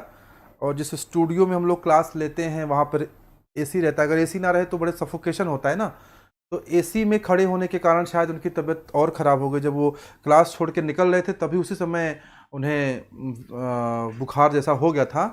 रात में उन्हें फीवर तेज हो गया, तो आज वो आ नहीं पाए हैं। तो आपकी आज प्रोडक्शन वाली क्लास नहीं हो पाएगी, ठीक है ना? तो ये सूचना थी, हमने कहा आपसे बता दें, मुझे भी याद आया। चलिए, क्वेश्चन नंबर 3। ये क्वेश्चन भी जेईई के लिए ऐसे क्वेश्चंस खूब आते हैं और आपको प्रिपेयर रहना चाहिए ऐसे क्वेश्चंस के लिए।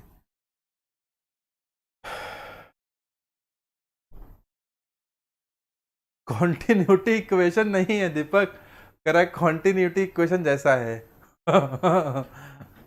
सही है। कॉन्टिन्यूटी इक्वेशन तो ये होता है ना पागल, ρ1 a1 v1 is equal to ρ2 a2 v2। कहाँ है उसमें रो? उस पर डेंसिटी कहाँ है? तुम लोग कलाकार हो, मिला दिया उसको कॉन्टिन्यूटी इक्वेशन से। उस पर डेंसिटी कहाँ है बताओ? उसी की तरह है, कह रहा है उसी जैसा है, दिखता उसी जैसा है, जुड़वा भाई है उसी का, राम श्याम गोपी किशन। क्या इसका आंसर होगा क्वेश्चन नंबर 3 का? बोलो भैया, 3 का आंसर बताओ जरा, क्या होगा? कह रहा है कि 3 स्टेट ऑफ मैटर। मैटर 3 प्रकार के होते हैं। मैटर 3 प्रकार के होते हैं। एक मैटर होता है सॉलिड, दूसरा होता है लिक्विड, और तीसरा होता है गैस। आर डिस्टिंग्विश्ड, डिस्टिंग्विश मतलब अलग कैसे करते हैं? With respect to the molecules by, molecules के आधार पर इन्हें अलग किया गया, इन्हें अलग किया गया। तो किस तरह से अलग करते हैं? Atoms in the molecule, number, orientation and character. वैसे ही दिखता है। इसका सही आंसर होगा डी पार्ट। सही आंसर क्या होगा इसका? D part. Character of motion. Character of motion से क्या मतलब क्या है? कि जो सॉलिड के मॉलिक्यूल होते हैं उनका मोशन क्या होता है? जो सॉलिड के मॉलिक्यूल हैं उनका मोशन किस तरह से होता है? जो लिक्विड के मॉलिक्यूल हैं इनका मोशन किस तरह से होता है? गैस के जो मॉलिक्यूल हैं वो ज़्यादा उड़ते रहते हैं, इनका मोशन किस तरह से होता है? तो मोशन के आधार पर डिवाइड करते हैं हम लोग, character of motion. Extensive property of a system is one whose value, बताओ इसका आंसर क्या होगा? एक्सटेंसिव प्रॉपर्टी कौन सा होता है? एक्सटेंसिव प्रॉपर्टी वो चीज़ होती है, एक्सटेंसिव प्रॉपर्टी क्या होती है? एक्सटेंसिव प्रॉपर्टी वो चीज़ होती है जिसमें कि depends upon the mass and the volume. जो मास और वॉल्यूम पे डिपेंड करता है, बात तो सही है। Does not depend upon, B तो गलत हो गया। Is not depend upon the path followed but on the state, ऐसा कुछ भी नहीं है। Is depend on the path followed, ऐसा भी कुछ नहीं है। Correct answer is A part. 4 का आंसर मेरे को तो ए लग रहा है।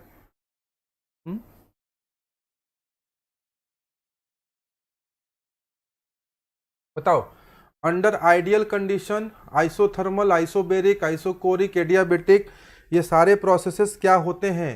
चाहे कोई भी प्रोसेस हो, असल में वो क्वाजी स्टैटिक है। क्वाजी स्टैटिक है। क्वाजी स्टैटिक प्रोसेस कौन सा प्रोसेस होता है?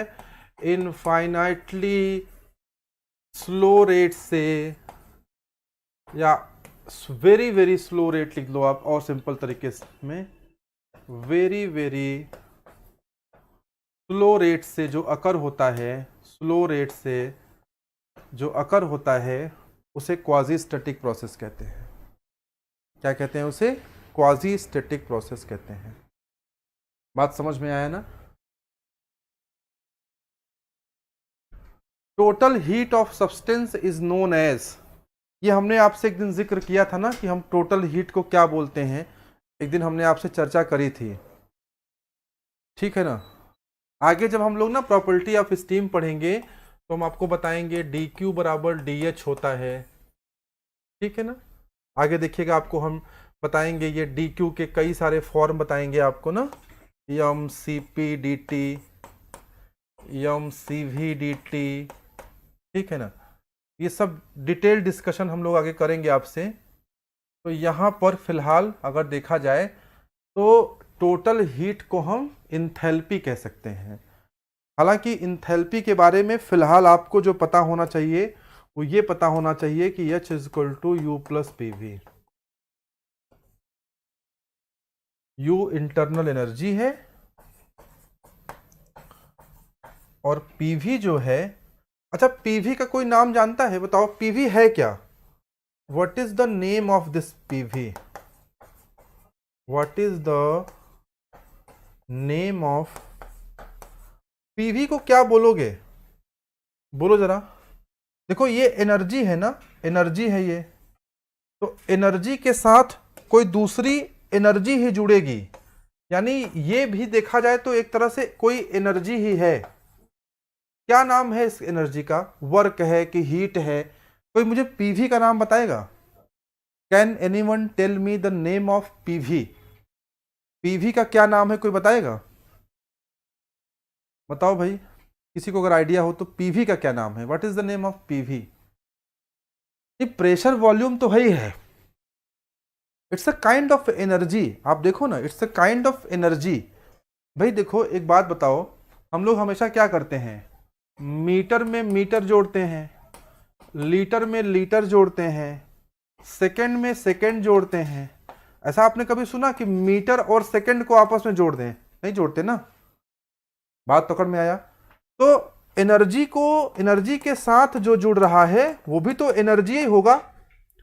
इस एनर्जी का नाम क्या है जानते हो? एक ये वर्क है, इस वर्क का नाम क्या होता है? किसी ने वर्क कहा है, लेकिन इस वर्क का नाम है फ्लो वर्क।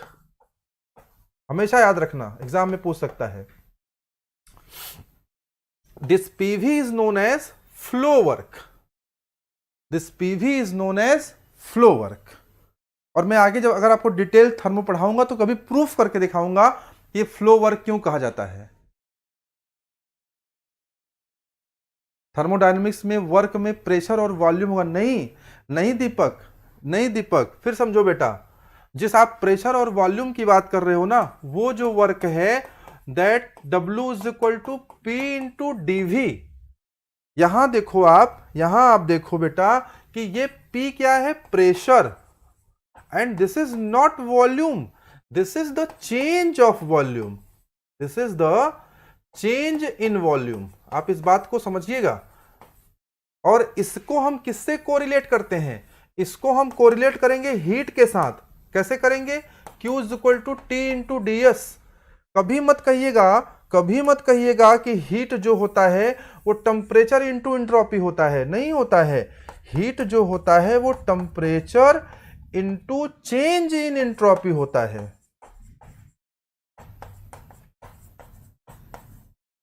बात को समझिएगा। लेकिन यहां पर कोई चेंज वेंज का चक्कर नहीं है, इसका अलग से हम नाम ही देंगे फ्लो वर्क। और उसको डिफाइन कहां करेंगे? ओपन सिस्टम में। ओपन सिस्टम में अलग से डिफाइन करेंगे। जब हम ओपन सिस्टम पढ़ाएंगे आपको ना, आप देखिएगा जब हम ओपन सिस्टम आपको पढ़ाएंगे, जब ओपन सिस्टम आपको हम पढ़ाएंगे, ओपन सिस्टम के क्वेश्चन लगवाएंगे, तो यहां हम दिखाएंगे आपको कि यहां से हम Q दे रहे हैं, यहां से W मिल रहा है। ये W ऑलरेडी रहेगा जो W हमारा है। और यहां दिखाएंगे कि फ्लो वर्क को अलग से दिखाएंगे, फ्लो वर्क को अलग से दिखाएंगे PV। तो यहाँ पे P1 V1 होगा, इस साइड P1 V1 होगा, इस साइड P2 V2 हो जाएगा। So flow work is a different quantity, is a different quantity. समझ गए ना? चलो यही उद्देश्य था कि समझ जाओ, समझाई दिए, आगे बढ़े। So this is enthalpy. आज अच्छे सवाल हैं, अब अच्छे सवाल आने वाले हैं, अब अच्छे अच्छे सवाल आने वाले हैं। ये बड़ा अच्छा सवाल है, कह रहा है फुटबॉल है और फुटबॉल पंचर हो गया। क्या है? फुटबॉल है और फुटबॉल क्या हो गया? पंचर हो गया। फुटबॉल है और फुटबॉल क्या हो गया? पंचर हो गया। फुटबॉल की तरह लग रहा नहीं, आ रही है, हैं? बोलो तुम लोग, बताओ जरा, फुटबॉल लग रहा है कि नहीं है? फुटबॉल है और फुटबॉल क्या हो गया? पंचर हो गया। तो कितना बढ़िया सवाल पूछा है, कॉमन सेंस से जवाब देके बताइए आप लोग, कितना मजा आ जाएगा मुझे। फुटबॉल पंचर हो गया, कह रहा है पंचर होने के बाद इसमें जो हवा निकलेगी वो ठंडी ठंडी क्यों निकलती है? ठंडी निकलेगी गर्म निकलेगी, पूछ रहा है। क्या बढ़िया क्वेश्चन देखो बनाया है बनाने वाले ने।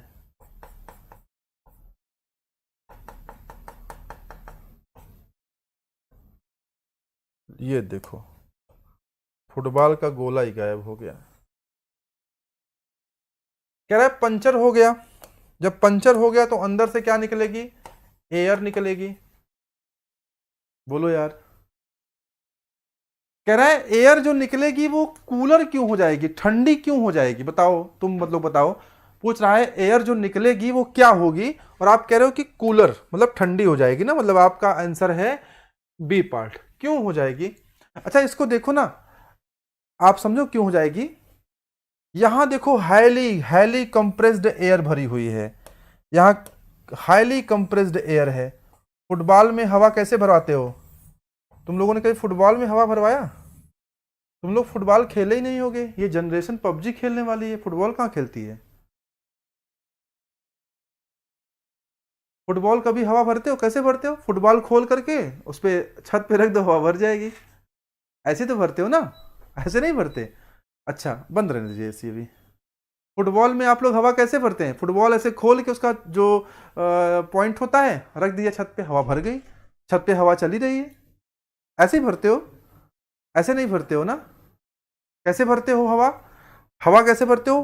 Compressed, highly compressed air, highly compressed air. कैसे भरते हो? Highly compressed air.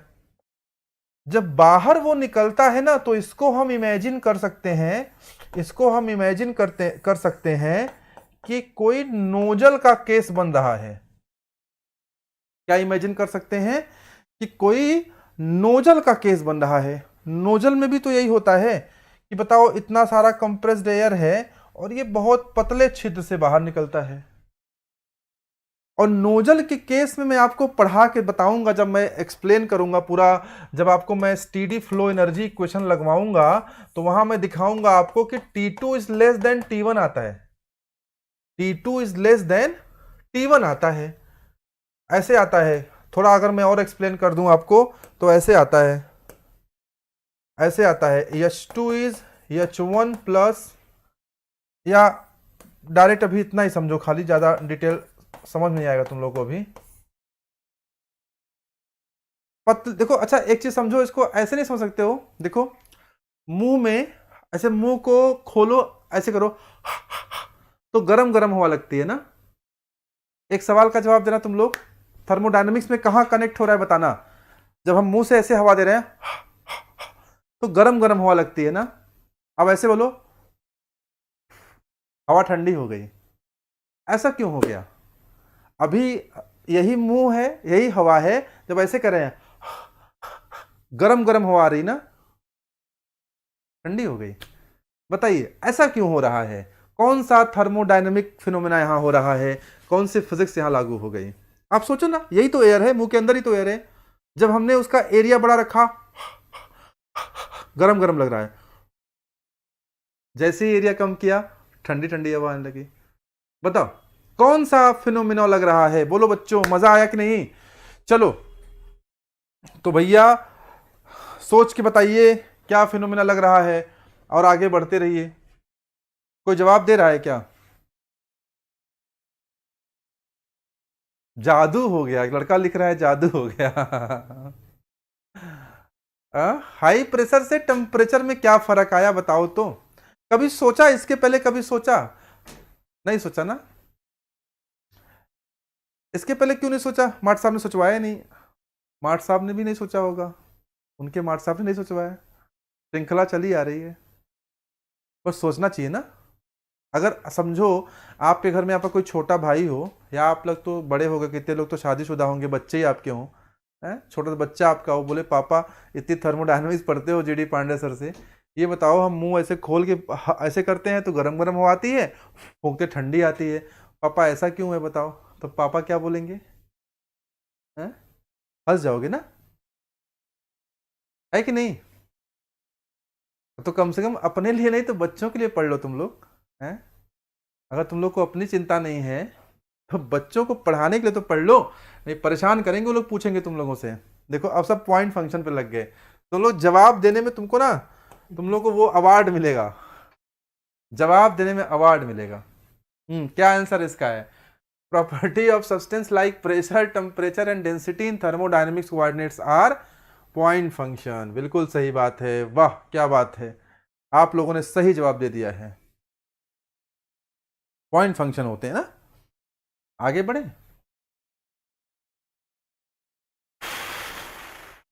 बताओ क्वेश्चन नंबर 9 का आंसर बताओ, थोड़ा सा अच्छा क्वेश्चन है, बताओ 9 का आंसर क्या होगा, बोलो भाई।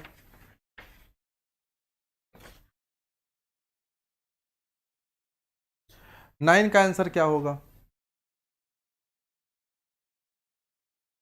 योर बैटरी इज रनिंग लो, तो चार्जिंग लगा दीजिए भाई, द बैटरी इज रनिंग लो, रहने दीजिए चल जाएगा, कितनी देर की क्लास ही है, चल जाएगा। Question number 9, what is the state in which none of the properties of system change with time. देखो इफ एनीथिंग, कुछ भी हो, if anything is not changing, if anything is not changing with time। ये simple फंडा सिखा रहा हूं आपको, जो कि हमेशा काम आएगा, फ्लूइड में भी काम आएगा, थर्मो में भी काम आएगा, और आपके जिंदगी में भी काम आएगा। अगर कोई चीज समय के साथ न बदल रही हो, किसके साथ? समय के साथ न बदल रही हो, तो इसको हम लोग स्टीडी कहते हैं। क्या बोलते हैं? स्टीडी ना। जैसे स्टीडी गर्लफ्रेंड, स्टीडी गर्लफ्रेंड क्या होती है? वो गर्लफ्रेंड जो आपके समय के साथ नहीं बदलेगी। जब तक आपके पास पैसा है तब तक बाबू सोना कर रही है, नौकरी नहीं लगी अगर तो कही कि भैया अब तुम निकल लो, शादी मुझे किसी और से करनी है। तो वो स्टीडी गर्लफ्रेंड नहीं है, वो अनस्टीडी है। बात पकड़ में आया ना? तो थर्मोडायनेमिक्स को अपने जीवन में उतारिए। कोई लड़की अगर आपसे कहे, या लड़कियों से अगर लड़के कहें, शर्त रखें, तो बता दो कि देखो रहना है तो स्टीडी गर्लफ्रेंड या स्टीडी बॉयफ्रेंड बन के रहो। अगर गर्लफ्रेंड या बॉयफ्रेंड की स्टीडीनेस कम हुई, अगर वो समय के साथ बदल रहा है, तो फिर उससे तुम खुदे कन्नी काट लो। अब याद रहेगा ना, अब तो स्टीडी नहीं भूलोगे ना।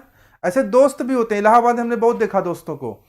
इलाहाबाद दोस्त क्या करते हैं, क्या भाई क्या बन रहा है तुम्हारे यहाँ? बोले कुछ नहीं।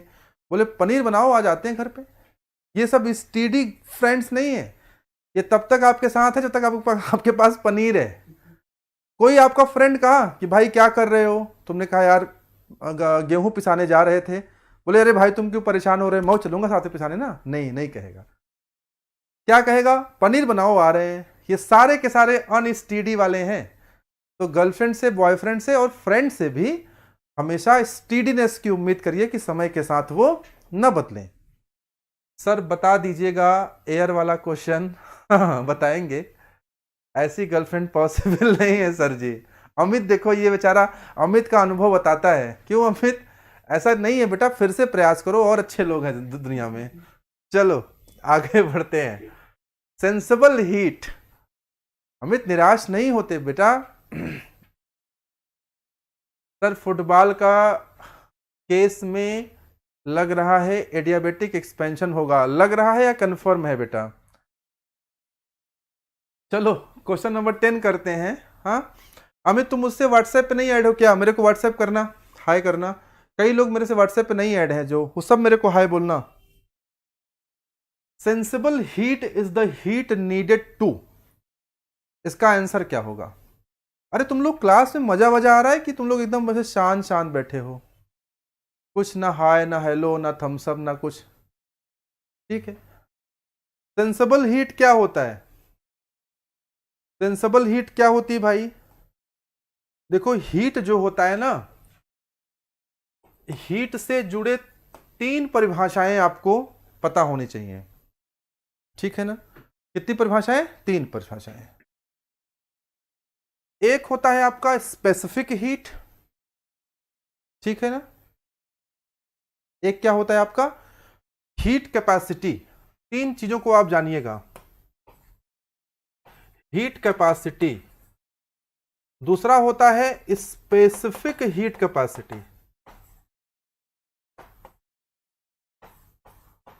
और तीसरा होता है लेटेंट हीट।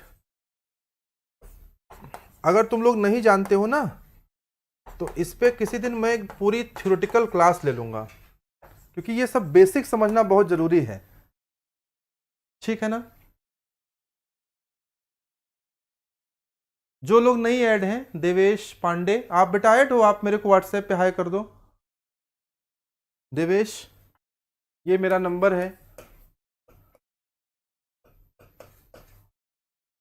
हीट कैपेसिटी को डिफाइन करते हैं Q बाई डेल्टा टी से, स्पेसिफिक हीट कैपेसिटी को डिफाइन करते हैं Q by M into delta T से, और यहां पे Q is equal to M L होता है, तो L इज इक्वल टू क्या हो जाएगा? Q बाई एम हो जाएगा। इसको हम लोग C से डिनोट करते हैं, ठीक है ना? तो ये सारी परिभाषाएं, छोटी छोटी चीजें जो है, ये आपको पता होनी चाहिए। पता है ना भाई आप लोगों को? ना हो तो क्लास लिया जाए किसी एक दिन, बेसिक बेसिक बातें जानते हो तुम लोग ना?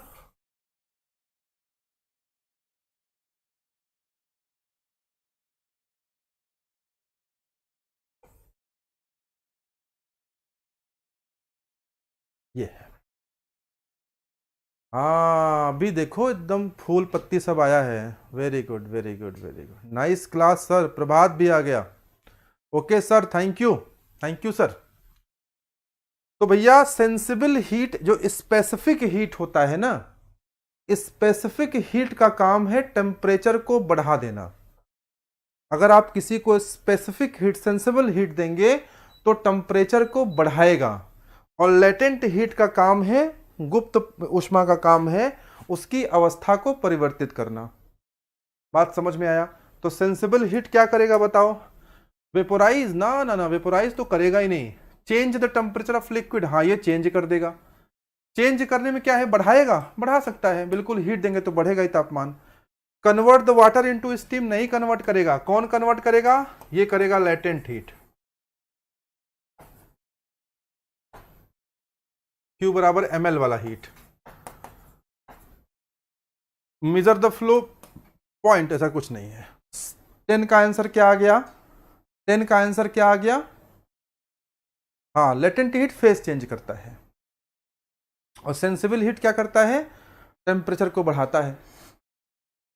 बात समझ में आ रहा है ना? ठीक है। 11, one on a pressure volume diagram. अच्छा question, it's a very good question, it's a very good question for JE level aspirants. अगर आप जेई की तैयारी कर रहे हैं तो जेई के लेवल पर ये बहुत अच्छा क्वेश्चन मानूंगा मैं, क्योंकि थोड़ा सा दिमाग लगाना पड़ रहा है ना। जेई वाले अगर दिमाग लगा दें तो मजा ही आ जाए। सर बीच बीच में डिस्प्ले से साइड हो जाए करिए। अरे सॉरी बेटा, मैं ना भूल जाता हूँ, मैं पढ़ाते पढ़ाते भूल जाता हूँ कि मैं ऑनलाइन क्लास में हूँ, मुझे लगता है मैं ऑफलाइन क्लास में हूँ, वैसे ही मजे लेने लगता हूँ। अर्पित कुशवाहा, अर्पित आप नए हैं बेटा, तो आप मेरे इस मोबाइल नंबर पर हाई कर दीजिए। 9454153570 के व्हाट्सएप नंबर पर हाई कर दीजिए। ठीक है बेटा, मैं ध्यान रखूंगा कि मैं साइड हो जाऊं, बीच बीच में क्या मैं लिख के क्वेश्चन साइड हो जाया करूंगा यार, मैं भूल जाता हूं। तुम लोग मुझे याद दिला दिया करो, ठीक है ना। जब मैं भूल जाऊं तो कमेंट सेक्शन में लिख दिया करो, मैं कमेंट देखने आऊं, सर साइड हो जाइए, मैं बुरा नहीं मानूंगा, आप लिख दिया करो।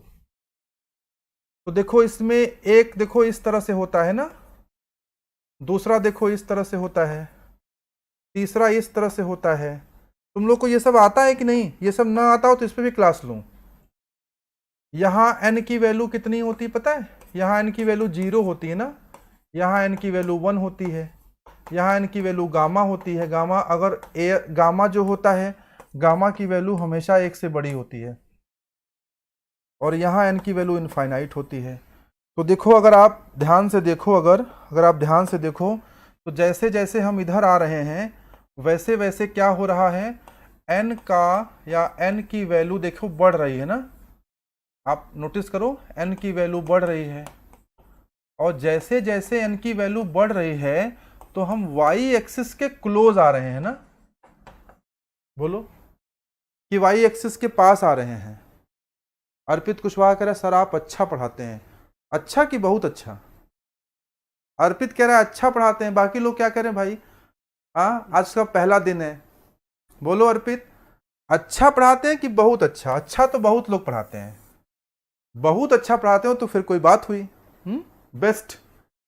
देखो जैसे जैसे आप n की वैल्यू बढ़ रही है, अर्पित आप क्लास करो, आपको अभी अच्छा लग रहा है, अभी आपको बहुत अच्छा लगेगा, थोड़ा क्लास करो, रेगुलर आया करो, रेगुलर मैं लाइव पढ़ाता हूं।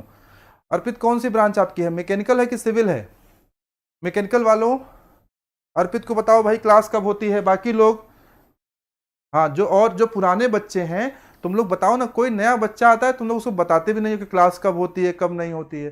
बताओ जो सीनियर लोग हैं जल्दी से। देखो तो 0 है 1 है, देखो इधर आ रहे हैं तो बढ़ रहा है ना, तो जो यहां पर था अब कितने क्लोज आ गया, देखो कितने क्लोज आ गया ना। तो जैसे जैसे n की वैल्यू बढ़ती है वैसे वैसे कम क्लोजर टू y एक्सिस हम आते हैं ना। तो 11 का आंसर क्या आएगा? ए पार्ट। 11 का आंसर क्या आएगा? ए पार्ट। इस सवाल समझ में आया जी? अर्पित ये काहे ऐसा हो गया, समझ में आया कि नहीं? जो जो चीजें ना आया करें, जिसमें जिसमें थ्योरी की जरूरत है यहां लिख दिया करो कि सर ये नहीं आता, मैं उसको ना अपनी डायरी में लिख लूंगा और मैं किसी दिन उसको थ्योरी क्लास ले लूंगा। झूठे में ए पार्ट बी पार्ट मत किया करो, उससे कुछ होता नहीं है।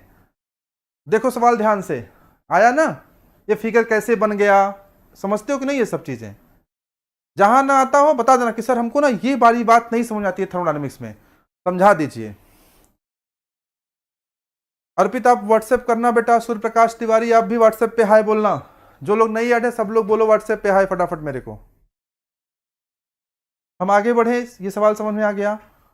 धनंजय यादव सर हमको थर्मोडायनेमिक्स का मास्टर बनना है, आप पढ़ा दो। बिल्कुल बन जाओगे, आप थर्मोडायनेमिक्स पूरा पढ़ लो, मास्टर नहीं आप मास्टर ब्लास्टर बन जाओगे, ठीक है ना। बस ध्यान से पढ़ो, मेहनत से पढ़ो, और जो ना आए पूछो। चलो 12वें क्वेश्चन की तरफ आगे बढ़ते हैं। कैलोरी क्या नापता है? बहुत सिंपल सा क्वेश्चन है लेकिन एग्जाम में आया है तो बनता है पूछना। क्या बोलो भाई, कैलोरी का संबंध किससे है? क्वांटिटी ऑफ हीट से।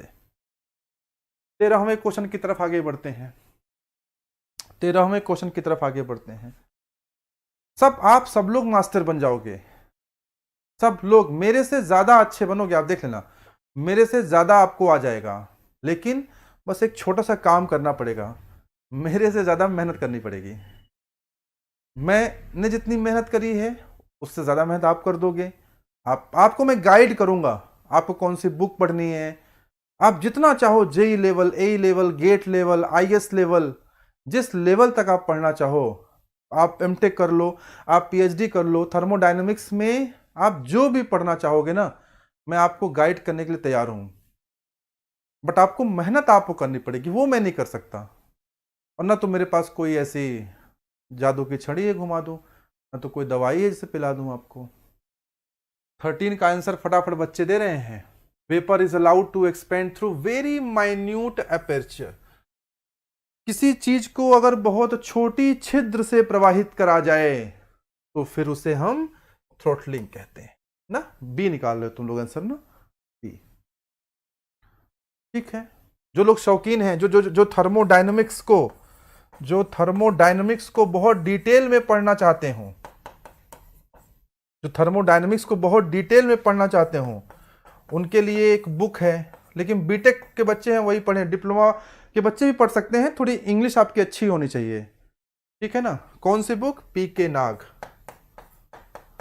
पीके नाग जरूर पढ़िए अगर आप पढ़ सकते हैं तो। It is the best book of thermodynamics I have ever read. इसके अलावा एक बुक और आती है, बहुत अच्छी किताब है, Cengel and Boles. Cengel and Boles. लेकिन ये सब आपको ना नॉलेज के लिए है, कंपटीशन के लिए नहीं है। कंपटीशन के लिए जितना मैं पढ़ा रहा हूं उतना ही सफिशिएंट है, बल्कि मोर देन सफिशिएंट है, मैं दोगुना पढ़ा देता हूं। लेकिन अगर आपको विद्वान बनना है थर्मोडायनेमिक्स में, अगर आप थर्मोडायनेमिक्स के मास्टर बनना चाहते हैं, आप इसमें कैरियर बनाना चाहते हैं अपना, तो आप ये 2 किताबें पढ़ सकते हैं। ऐसी कम से कम 20 किताबें तो मैंने पढ़ी हैं, तो 2 तो आपको पढ़ना ही पड़ेगा। पीके नाग। चलिए, वर्क इज, हाँ बताओ भाई इसका आंसर बोलो। Work is considered to be superior from the energy as compare to the heat. कह रहा है वर्क सुपीरियर होता है, कह रहा है वर्क जो है वो सुपीरियर होता है किसके मुकाबले? हीट के मुकाबले वर्क सुपीरियर होता है। जानते हो वर्क को क्या बोलते हैं हम लोग? वर्क को हम लोग बोलते हैं ऑर्गेनाइज्ड फॉर्म ऑफ एनर्जी।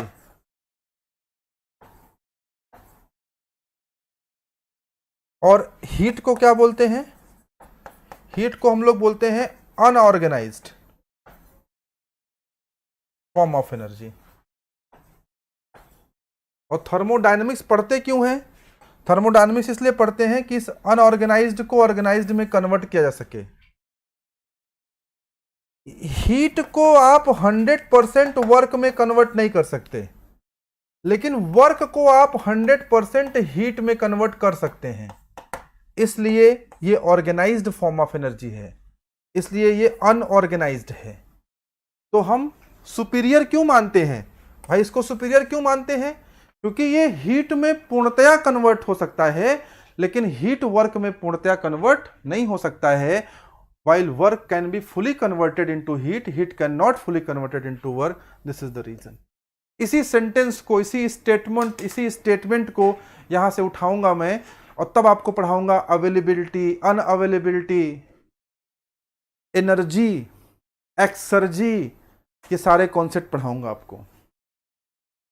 5वां, when water at atmospheric pressure is heated from 30 to 75, 30 से कितना हीट किया गया? 75 डिग्री सेंटीग्रेड। कौन सा हीट लेगा वो, कौन सी हीट लेगी, कौन सा हीट का नाम पूछा है, हीट का नाम पूछा है। हेलो सर, क्लास कितने बजे चलती है? देवेश, पहले तो आप एक काम करो बेटा, आप इस नंबर पे व्हाट्सएप कर दो, हाय बोल दो, ताकि आगे हमारा आपका संवाद क्लास में न हो करके व्हाट्सएप पे हो जाए, समझे बेटा। उसके अलावा मैकेनिकल की जो क्लास होती है बच्चा, वो 3 PM से चलती है 4 PM तक। क्या चलती है? Fluid mechanics.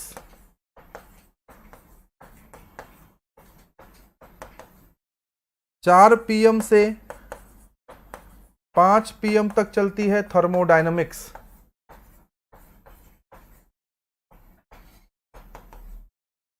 और 5 PM से 6 PM तक चलती है प्रोडक्शन।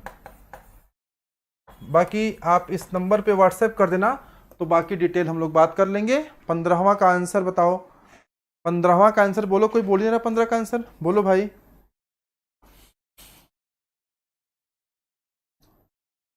15वां में देखो स्पेसिफिक हीट भी दिया है, सेंसिबल हीट भी दिया है। सेंसिबल आंसर दिया होगा, हालांकि ऐसे आंसर देने नहीं चाहिए जहां दोनों मैच कर रहा हो। अच्छा ठीक है, ठीक है। तो आज की क्लास भी समाप्त होती है बच्चों। 15 क्वेश्चंस हमने करा दिए आपको, थर्मोडायनेमिक्स के 15 क्वेश्चंस पूरे हो गए। अब हम लोग क्लास को कंक्लूड करते हैं। इसको हटा दीजिए जरा।